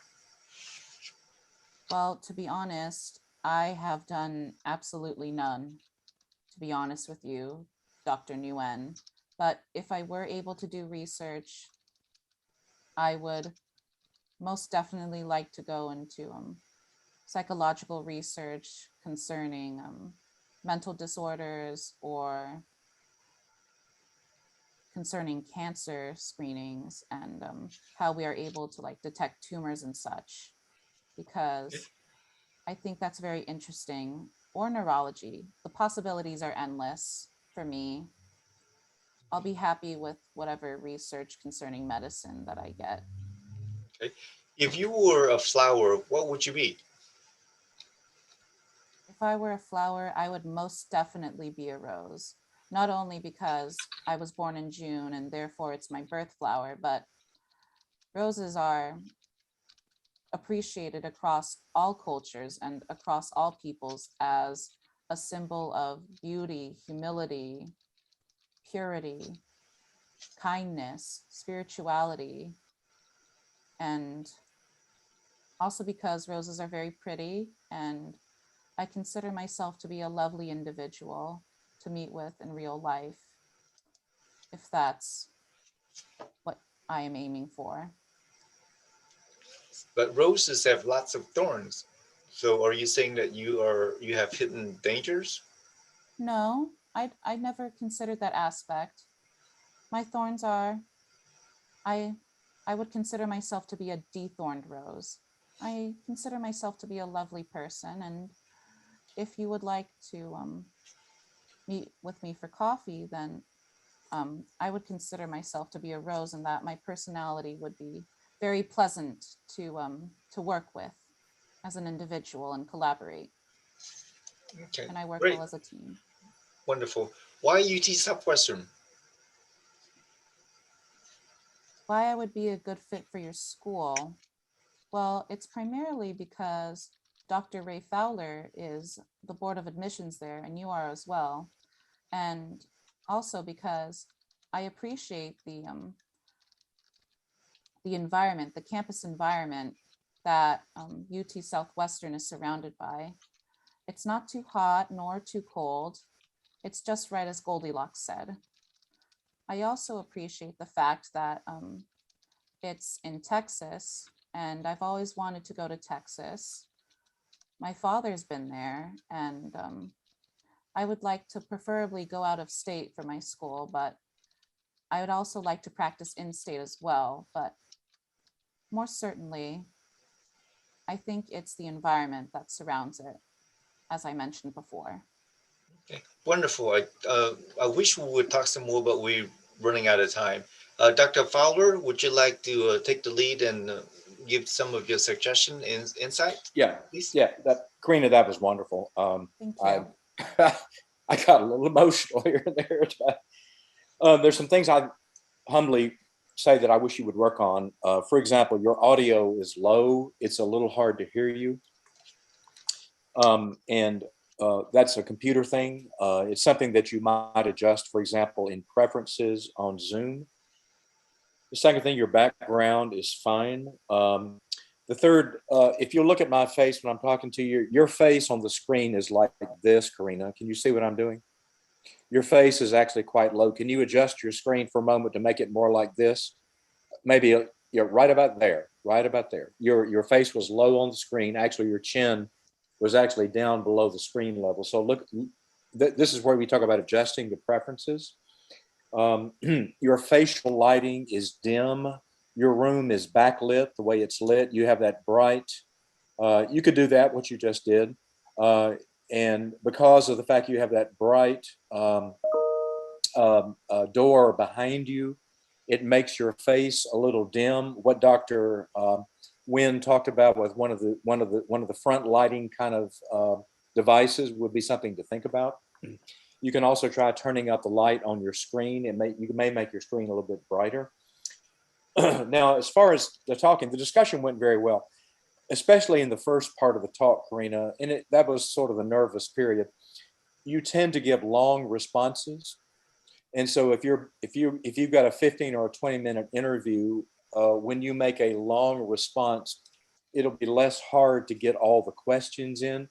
So just give some thought to the fact about saying, how can I quickly sort of get to the point in sort of a diamond shaped way? This is what I'm going to say. This is what I'm saying. And then this is what I'm going to conclude saying, and perhaps not make your responses quite so long. What you said was marvelous, but the responses tend to be kind of long. I apologize for that. No apologies. This is just observing.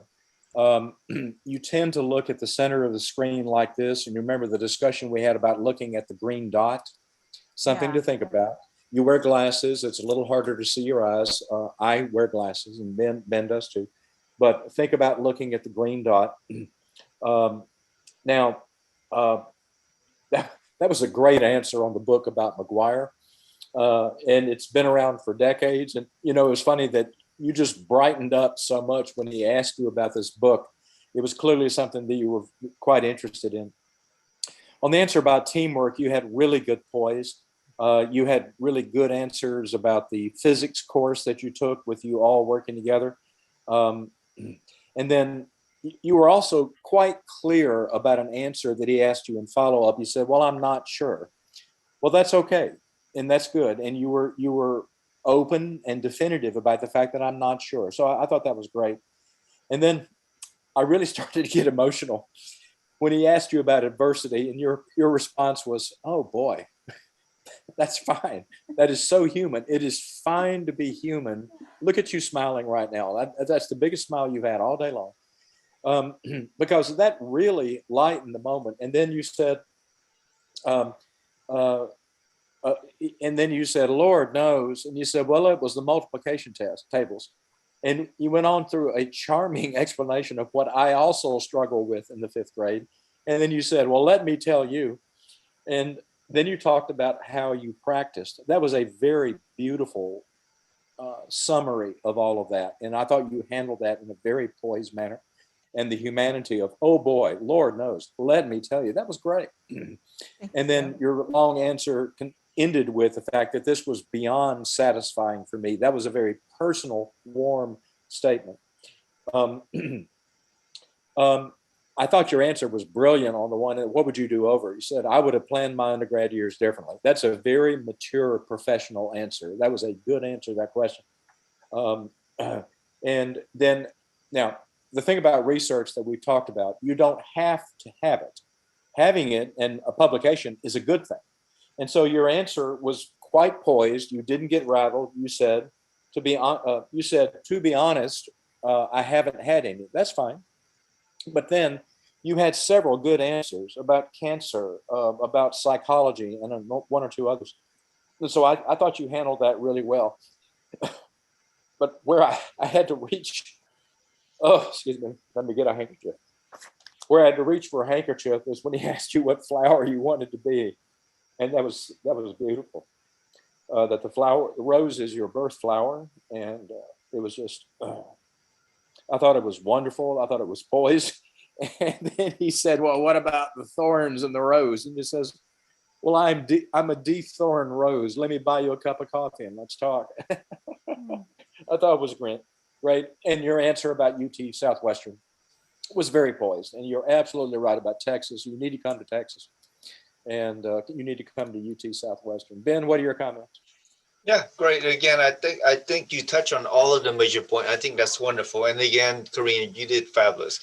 Now, some of the suggestion I may have for you is like,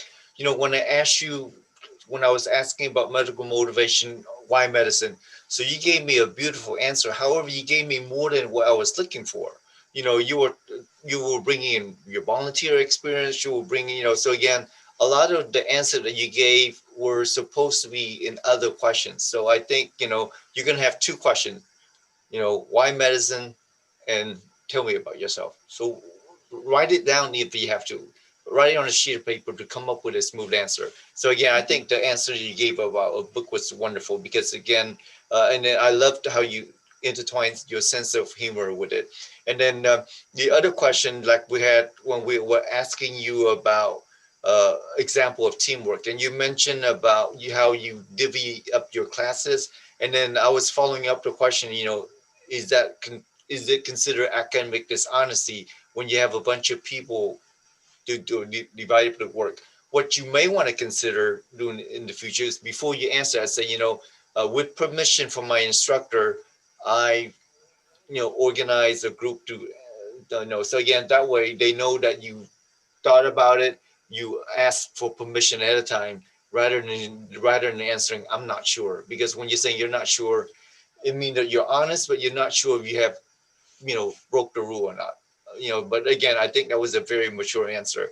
And then Dr. Fowler is spot on. If you don't haven't done research yet, then just say so. And because again, research is not a requirement, although they do judge on your scientific reasoning skills and things like that. And then, again, when I asked you about why you teach Southwestern, did you say that you like it because it's not too hot or it's not too cold? Was that Yes. correct? Yes, Okay. I compared it to Goldilocks, basically, the Goldilocks principle. Okay, yeah, you may see. I didn't. You may want to bring that point up because when I heard it's not too hot, it's not too cold, and then it automatically triggered my mind that this student doesn't really know about Dallas too much because it's always hot here, always. And Oh, come I on, see. come on. Springs and falls are beautiful. Give me a and then break. also, this past winter there were days that it was colder in Dallas than it was in Alaska. Yeah, Okay. whatever. Serious? Winter Yeah, is so, usually so a yeah, five. but if you bring in, if you say just like Goldilocks, I think that would that would make it perfect. Okay, Yeah. so yeah, that's all. But again, when people hear that, they say, "Wow, is she just feeding me the lines?" If you know what I mean. Okay, so but I love it how you tied it into Goldilocks. So again, I think you did very well. Just again, just rehearse, and even more rehearse. Thank you so much. You're I quite welcome. genuinely appreciate having the opportunity to interview with you and Dr. Feller on here tonight. I genuinely appreciate it. Yeah. Well, same to you, Karina. Thank you for taking the courage. This is a very odd position to be put in, and you handled it with great courage. All right, we want to do the last one. Ben, you hanging in there? Yes, I am hanging in there. All right. Okay, we're going to wrap this up fairly soon. Let's go to Michael Bickford. And I will stop sharing with this and let the two of you get to know each other. Michael, are you still around? Yes, I am. Okay. There you are. All Okay. right. Michael, let me introduce you to Dr. Ben Wynn. Hello. Okay. It's Hey, nice to meet Michael. Yeah. So again, we're gonna do some practice interview, and then I'm looking at your CV. I think there was something that I would like to ask you more about it. All right. Okay. Now, on your activities, you say you list you're a competitive foil fencer, correct? Yes, I am. Okay. What I would elaborate on that is like how many hours do you spend per week practicing fencing? Because my son is also a fencer. He does epee.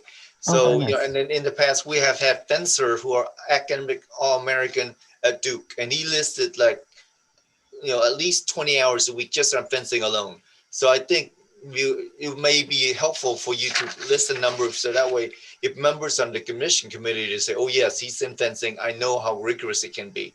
And and were you like an academic All-American? You must be to have such a great GPA.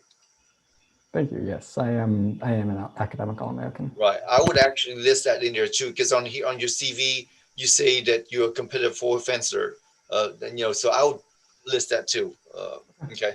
And then on your additional experience, you mentioned that you were Boy Scout of America, and below that you say you were an Eagle Scout, which is great. So I think that's perfect. So again, on your CV, I would actually list, if you were an academic All-American, and I would also list how many hours you have to prepare for fencing. And this is even more impressive because with all of those hours that you prepare for fencing, you are still able to manage to have a great GPA. Thank you. Good. All right, so let's go ahead and practice our mock interview. It's 8:56, so we'll be done at 9:14, hopefully, or before that. All right, Michael, tell me about yourself. So my name's Michael Bickford. I am going into my junior year at Drew University, which is in Madison, New Jersey. I'm an undergraduate right now. This summer, I got to take part in a 8-week-long summer research project, which was very enlightening. And it was a really great opportunity to get to know my professors as well as my peers better, as well as get a chance to do some actual research. Outside of academics, as you mentioned before, I'm a competitive fencer with the Drew fencing team. We are a Div 3 school, but the joke is we have a Div 1 schedule because since fencing is so small, we still compete against colleges like Duke, like Notre Dame, things like that. For work next semester, I am going to be a TA for my organic chemistry lab, as well as an academic assistant, basically a tutor for that organic chemistry class. I am also part of the orientation team, and I am a tour guide. So that's basically everything about me. Okay, great. Why medicine? So the reason I chose medicine is kind of a long story. But basically what happened was I was going into my junior year, it was the summer before my senior year of high school when I was fencing at the summer nationals. And I was doing pretty well. I was in the top 16, but I had started to have back pains the entire day. And in the top 16 bout, or the match, I ended up really twinging and pulling my back really badly. Like it was difficult for me to move, difficult for me to breathe. And because of that, I had to be pulled out of the tournament. And that was a really hard thing for me because this was one of the best results I had done at a national fencing tournament. But I had to be pulled out because of an injury instead of because I lost the bout. But when I went over to the med tent, I met a doctor of athletic medicine. And the atmosphere that him and the fellow medics that were around him made for me really helped comfort me in that really difficult time in my life. And that like reassurance and that great atmosphere is one of the reasons I want to become a doctor, so that I can reassure and help people just as much as they were able to help me. Wait, how did you prepare for medical school? So I'm preparing for medical school in a lot of ways. Of course, I'm taking classes this semester, and next semester, basically all of my junior year, I'm going to start studying for the MCAT because I hope to apply to medical school senior year so that I don't have to take a gap year. I'm also trying to get many different experiences, as I talked about a little bit before. I did research. I'm hoping to continue doing that research into my junior year and hopefully senior year with the same group.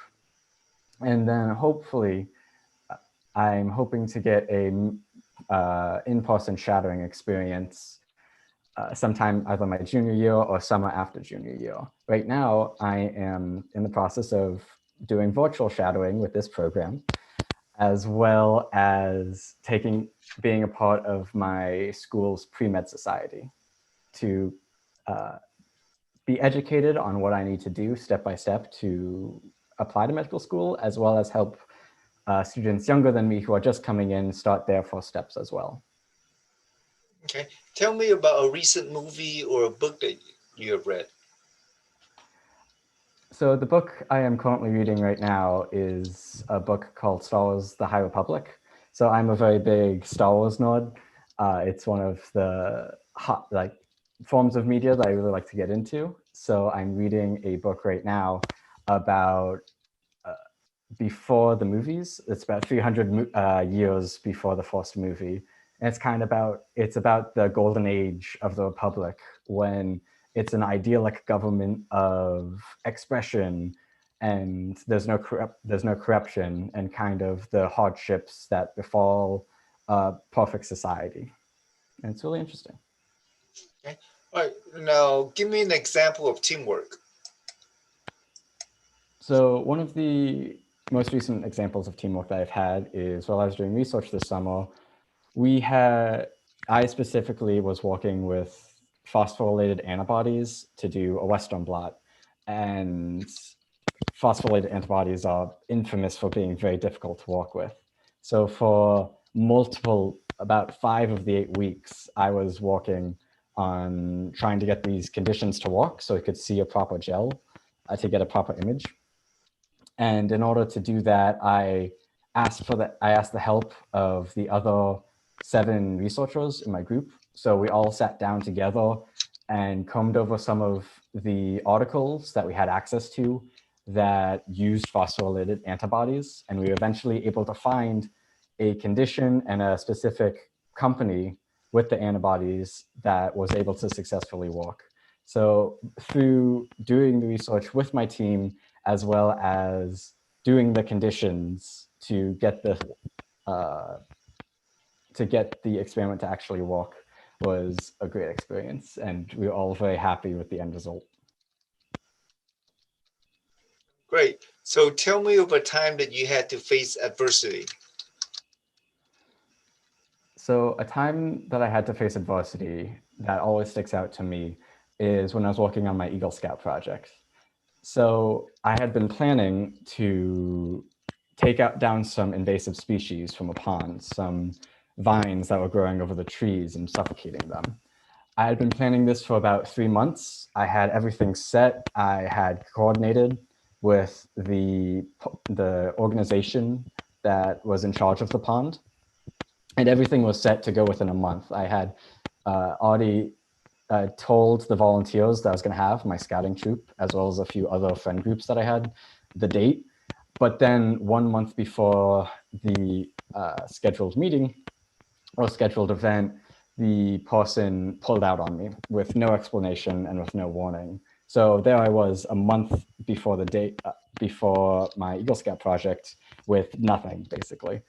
And this was really hard because after that month, I was leaving for college, and I didn't think I'd be able to get my Eagle Scout at that point. Because even though I had about 6 months before I turned 18 and aged out of Boy Scouts, I live in Massachusetts, and since I was going to school in New Jersey, I wanted to have had the opportunity to earn it.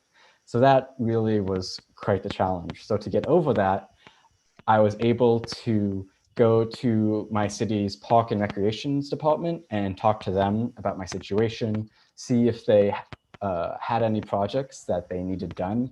And I was able to find a path that needed to be cleared that they wanted to make handicap accessible. So within that month, I was able to redo the entire Eagle Scout project form, which is a very long, comprehensive form with what I want to do, how I'm going to change things for the better, all the tools and supplies and budget that I need.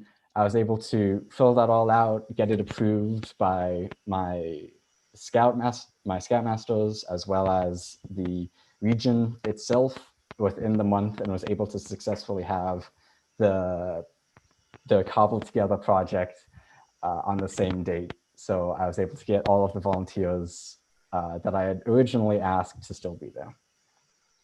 Okay, great. What do you see yourself doing in 10 years? So in 10 years, I hope to have graduated med school and hopefully either completed or in the middle of residency.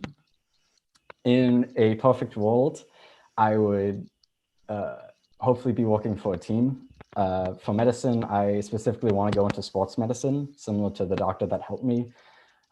So hopefully that either means working for a sports team or having a private practice or something like that. So I can also work with athletes and their health issues. Perfect. Now, if you could do anything over, what would it be? If I could do one thing over, it would be my experience with fencing. I really enjoy my time here. I've spent a lot of time in it, but if I could do one thing, I'd want to put more time into it. Because in high school, I did film, which was my passion before medicine. I did a group called DMLA, which is another youth group similar to Boy Scouts. I did Boy Scouts. So I had a lot on my plate on top of fencing. So because of that, I didn't put everything into fencing. And honestly, if I could go back and redo it, I'd want to spend more time at practice, go to more competitions like every weekend, go to camps, things like that, to improve my fencing skills to be at a different level than I am now. Yeah, but fencing is expensive. How were you able to afford that as a high school student? It was very expensive. Luckily, my club had a lot of hand-me-down gear that I was able to use. But for my own personal equipment, most of my Christmas presents and birthday presents went to buying the equipment that I needed, like the bags, the weapons, the jackets, everything like that. Okay, great. So tell me about a research project that you are involved with. Sure. So the research project I am working on is we are investigating how our cells respond to viral DNA, which is a very topical research group right now. So it's been very interesting. Basically, we take a line of cells and transfect viral DNA or a part of a viral DNA into the cells, and then break them apart to see what type of proteins are activated. So we're specifically looking at one recognition pathway to how the cell recognizes the viral DNA and how it activates the necessary immune response. And the way that we're doing that is there are about 7 researchers. So each of us is taking a different protein involved in this pathway to figure it out. So I particularly did phosphorylated IRF3, which has 2 phosphorylations. So I worked on one, and then one of my good friends in the research group did another. Okay, so what would you say if someone were concerned to say, I'm nervous about the COVID vaccine because it may change my DNA? What would you tell them? I would tell them that while it can be scary to get a vaccine that you don't know much about, there have been numerous tests to make sure it's safe for humans to use, and that if basically all of the medical community is confident that it will work, that I have faith in them that it will work as well. Okay, if you caught your best friend in high school cheating on an exam, and you say that, please don't turn me in because I need this course so I can attend the college of my dream, how would you handle it? The way that I would handle it is I would talk to him personally about the situation that he's in, why he needed to cheat with it. I don't think I would turn him in because I do not feel that that's something that I should be doing, but I would work with him to either help tutor him or help figure out how to prevent it so that he doesn't cheat again, and make him more confident and be able to get the exam grades that he wants without having to cheat. That doesn't change the fact that he cheated. That's very true. But I think that a lot of people can change. My actual Oh, did we just lost audio? I think that this is an example of the kinds of problems that we're talking about. I think we've lost both audio and video. The screen is frozen to me. Is it frozen to you, Ben? I don't see anything or hear anything. Yes, he is frozen in time. All right. I think in the interest of time that we will terminate this. We were 5 minutes away anyway. Perfect. And what we'll do is that we'll give Michael hopefully an opportunity to log back in. Yeah. And please go through the critique because I think there are definitely things, he did well, but there are definitely things that we could suggest. So we'll just wait for you to get back online. Yeah. There you are, Michael. You're back. Good. yes, can you hear me? Dr. Nguyen, do you want to go ahead and finish up your interview? Well, I think that's pretty much it. I mean, so again, I think, you did very well. And while you were offline, Dr. Fowler and I was just commenting to the group that expect the unexpected, so expect for you to go offline, but don't get flustered. So just try to log back on. All right. So Ben, I will start if you don't mind. Is that okay? Please. Michael, great interview. Thoroughly enjoyed watching you. Your camera is blurry. I don't know if you're aware of that, but your face is blurry on the camera. Your background is good, perhaps a little busy, but it's pretty.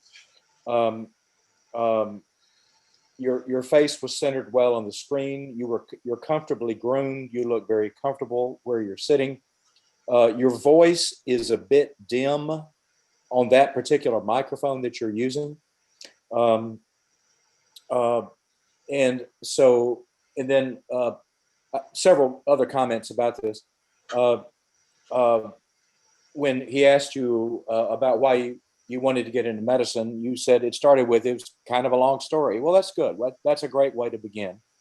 And then when he asked you about what book you really enjoyed, you smiled and you were obviously very interested in that book. And you were able to tell about why the book made you interested. Now, when he asked you about teamwork, Michael, listen to me. Something happened. Something happened to the audio on your computer. And I was watching to see what happened. And I think it is the way you're wearing the audio around your neck. I suspect that the microphone is slightly to the left. Now, here's the problem. Every time you moved, your microphone hit that button on your shirt and it would make a little pop. And what would happen is that this would happen. We would get these pops in a row while you were talking. That's bad. That's very distracting. And it's something that you need to work on.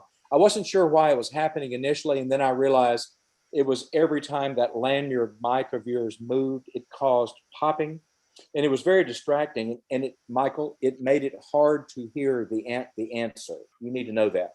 I strongly suggest you revisit how you're wearing your microphone. The adversity answer was wonderful about being an Eagle Scout and how you handle all that. But during a very nice discussion of that, the popping returned, even while you were talking about the pond invasive species. And then I noticed one other thing as well, Michael, which is that as you moved your hands, it moved that lanyard. And I would see the microphone actually hit your button there. So that's something you need to think about, okay? Um, I thought your answer about where do you see yourself in 10 years was terrific. You know, I'll be through med school and residency, and that you've already thought it out that you want to be involved in sports management, sports team care, and so forth. That was terrific. And then your comments about how would you do anything over, and you talked about fencing, but then, and you obviously love fencing on much. You began to rock back and forward, and in doing so, the microphone hit your button like this. I'm not criticizing. I'm just observing. Okay. Your answer was one. When he asked about, you know, when Ben asked you about how in the world did you afford fencing, and you became so jolly. You said because I used used equipment. You had a very solid explanation to the cellular bio DNA. But when you did that, when you get excited, you begin to move your hands. A little hand movement once in a while is fine, but this can be distracting. Just to give you a critique, this is simply from me to you on this side of the screen, right? Um, you had an excellent explanation about the COVID vaccine and DNA, and you said that at some point you need to have faith in medical care. I thought that was a very warm explanation. And then Ben, the last question we got to ask him about what he would do if he caught a friend cheating, I liked his answer, which was the fact that I would say, you know, you don't have to do this, and that I would assist my friend to help him with his grades. I thought that was a warm and sympathetic and supportive answer. To some degree, there's not a right answer. What we're looking for is folks and their ethics. And I thought that your link between friendship but doing the right thing was important to encourage him to stop doing the wrong thing. Ben, what do you think? Yeah, again, I think you did very well. But again, I agree with a lot of points that Dr. Fowler raised, but I also have some suggestions of my own. Again, these are just suggestions. You need to find out if it's going to work with you. Okay. And again, so I think the two questions I guarantee you will get asked is tell me about yourself and why medicine. I think, you did well on that. And I like the fact that you mentioned that reason you were had interest in medicine was because of an injury that you sustained at the summer national. And I can relate to that because the same thing happened to my son at his first summer national where he pulled his hamstring.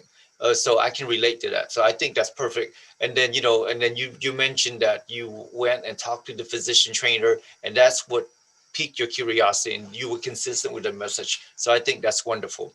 And then, I think the book that you read that you talk about is wonderful also.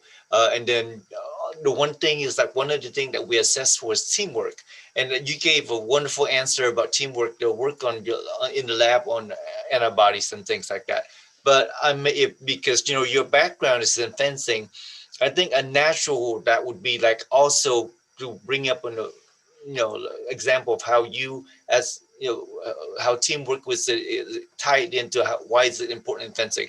I know fencing is an individual sport, but from my observation it can also be a team sport because you work to encourage your fellow fencers. So in that sense it's an individual and it's a teamwork. So I would use your experience in fencing in sport to draw upon that. And then I think it's wonderful you have a wonderful answer on facing adversity. You mentioned that the project that you were not able to complete, but you had the initiative to approach the city park department to see what else can be done. And I think that's a wonderful example of resiliency, showing that you are able to overcome adversity. So I think that, I would mention that, yes, that was accepted and I was able to obtain my Eagle Scout certification. Okay, and then so again, I love your answer about capacity for involvement. How you would put more practice into fencing, and again, for those who are fence, we know that it's an expensive sport. So so I always ask, like, if you can afford to fence, then you must not be that disadvantaged economically. But I love the answer to say you were able to get use supply, use equipment, and how you save money for Christmas and to use it to afford fencing equipment. And if you work also like part time or something, you may want to tie that in also. Say, additionally, I work. I get work after school, so I can afford to buy fencing equipment. Because I think rather than spending money on something uh, that may not be as meaningful, you chose to spend on fencing equipment. And then so that you were talking about your research about your DNA, and that's why I pivot to the COVID vaccine, because that's some of the concern about the COVID vaccine and changing the DNA. So always be prepared to be asked a follow-up question on the answer that you just gave. And then the other question is like, would they also assess for ethical responsibility for self and others? You will get this question a lot. Okay, so I think it's great that you value your friendship. However, I would say that I would find out from him the circumstances that led him to cheat. That he has an event with, that his dad lost his job, that his mom was diagnosed with cancer, or try to find out, and then you say, I would work with my friends and work with him, but more importantly, I would encourage my friends to go and talk to the professor, admit, because again, I think it's great to show loyalty, it's great to show friendship, it's great to show understanding, but at the end of the day, you need to encourage someone to do the right thing. And I know some interviewers, they will put you on the spot, they will try to get you to say something that may not be in the best light. So again, I think it's great that you show loyalty, but my concern is like some people would say, he wouldn't turn in his friend who obviously did the wrong thing. So again, take that into consideration also. So I think you did very well. And then use this, just practice, and I just write down these questions so that way because you will be asked about them again. Thank you, Dr. Fowler. All right. So, Ben, thank you so much. Let's see. Are we back online? We are. So final thoughts and recaps. Michael, Karina, and Michael, thank you so much. That you are so brave. That really took courage. I could no more have done what you did when I was your age than fly to the moon. I'm so impressed. Thank you for doing it for 263 guests who came tonight to hear you. To all of you online, practice makes you better. And for goodness sakes, please stay in touch and let us know how things went. I'm not even going to put this on projection. Be aware that there are some alternatives to immediately going to school. Some colleges will actually put you on a wait list for a year that you can go abroad and study as a possible way in. And so finally, I'm sorry, let me present this. And so finally, Aditya, let's take 2 or 3 questions. It's been a long evening. We've gone long. You want to take 2 or 3? Yes, most definitely. For the first question, could you go over a few key things that you should say about yourself whenever you're told to tell me about yourself? Ben, what do you think? So again, the key thing is stay focused, stay on task. Just tell me about your family, where you're from, very briefly your interests, and then your special circumstances that you may have. Again, you don't and your college undergrad and stuff like that. But don't give us so many questions that you will answer some of the question that's going to come up. So again, you need to be succinct. I would say like maybe 90 seconds. What are your thoughts, Dr. Fowler? 60 Yeah, exactly. You you don't have to make a long answer. Well, I'm from the state of Georgia and I grew up here, as did my father and grandfather. I went to University of Georgia, then off to medical school.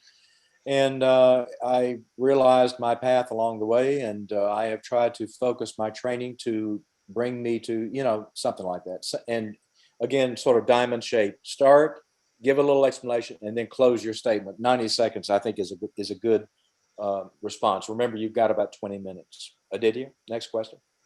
We'll just do one last question. Is it okay to take a few seconds to think about your answer to a question, or is that not frowned upon? Absolutely. Yeah, there is nothing wrong with hesitating for a moment and thinking. You got to think about your eye contact during that. Do you want to go like this, or do you want to exert any demeanor like it might be that you think it's a stupid question? You don't want to do that. So I think there's no problem with a pause. If anything, I think it adds some maturity about collecting your thoughts. What you don't want to do is sit there for a minute and going, because that could give some other indication of some kind of hesitation. Ben, what do you think? Oh, absolutely. You can pause. Just don't make it a pregnant pause. Don't make it so long that, you don't want it to sound rehearsed, but by the same token, you don't want it to sound like, oh my God, I didn't think about these type of questions. So, and then if you press for time, you can also ask them for clarification. Again, you don't want to do it for every question because then they will know that you're stalling for time. So just just be respectful of their time, and then you would do well. Thank you, Ben. And Aditya, with that, I'm going to go to the next slide here. Before you speak, let me just say, I want to really thank our guest tonight. Let me start with Dr. Nguyen. Ben, you did this on your own time. We are deeply, deeply grateful for you coming tonight. Let's everybody put in chat. Thank you, Dr. Nguyen. And Ben, take a look at chat, and you'll see the gratitude come pouring into chat about how very much we appreciate it. Secondly, thank you, Michael. Thank you, Karina. And thank you, Michael. You showed real courage coming and doing this. Thank you for stepping forward and being willing to do this. And I have a little something for you. We have a gift for each of you, and I'm going to need to get your emails so I can send it to you. And just to say thank you very much for taking the time and showing the courage to do that. But above all, thank you. Virtual shadowing is here for you. We've had over 300,000 hours of viewing of these sessions. Ben, we're in 36 nations at over 1,000 universities now, with over 55,000 sign-up contacts on the website. So we know that this effort is having a worldwide impact, and we would not be here unless you kept coming back. If you keep coming back, we'll be here. If you don't come back, we won't be here. This is a non-for-profit. We don't raise money doing this. We probably will do a little GoFundMe thing sometime in the near future, just because it costs us about $5,000 a year for the mail for the mail browser, and also for the Zoom account for $1,000. So we may ask you to help support us a little bit on that. But regardless, we want you to know that we're going to be here. Aditya, you want to give them the closing? Yes. So for today's credit for the assessment, if you scan this QR code on your screen right now, it'll take you to the quiz. This quiz will be due by 8/24 by 6:59 p.m. Central Standard Time. Please download your certificate for your own record whenever you achieve a passing score of 70 or higher.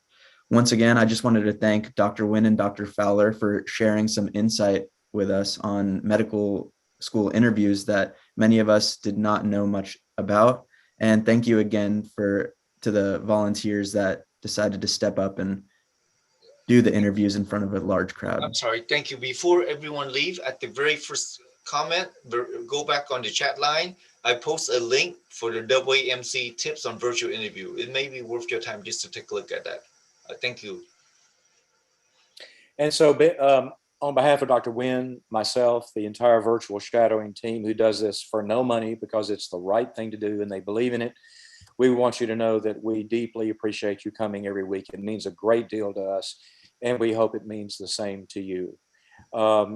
Aditya has posted the AAMC system files interview tips. Everybody grab this real quick, because we're going to cut off here in about 30 seconds. So if you want that on chat from Aditya, please copy that. So again, thank you, everybody. It's been a terrific experience. Thank you again, Ben. And on behalf of the virtual shadowing team, Dr. Nguyen, our presenters tonight, we wish you a good evening and a good night.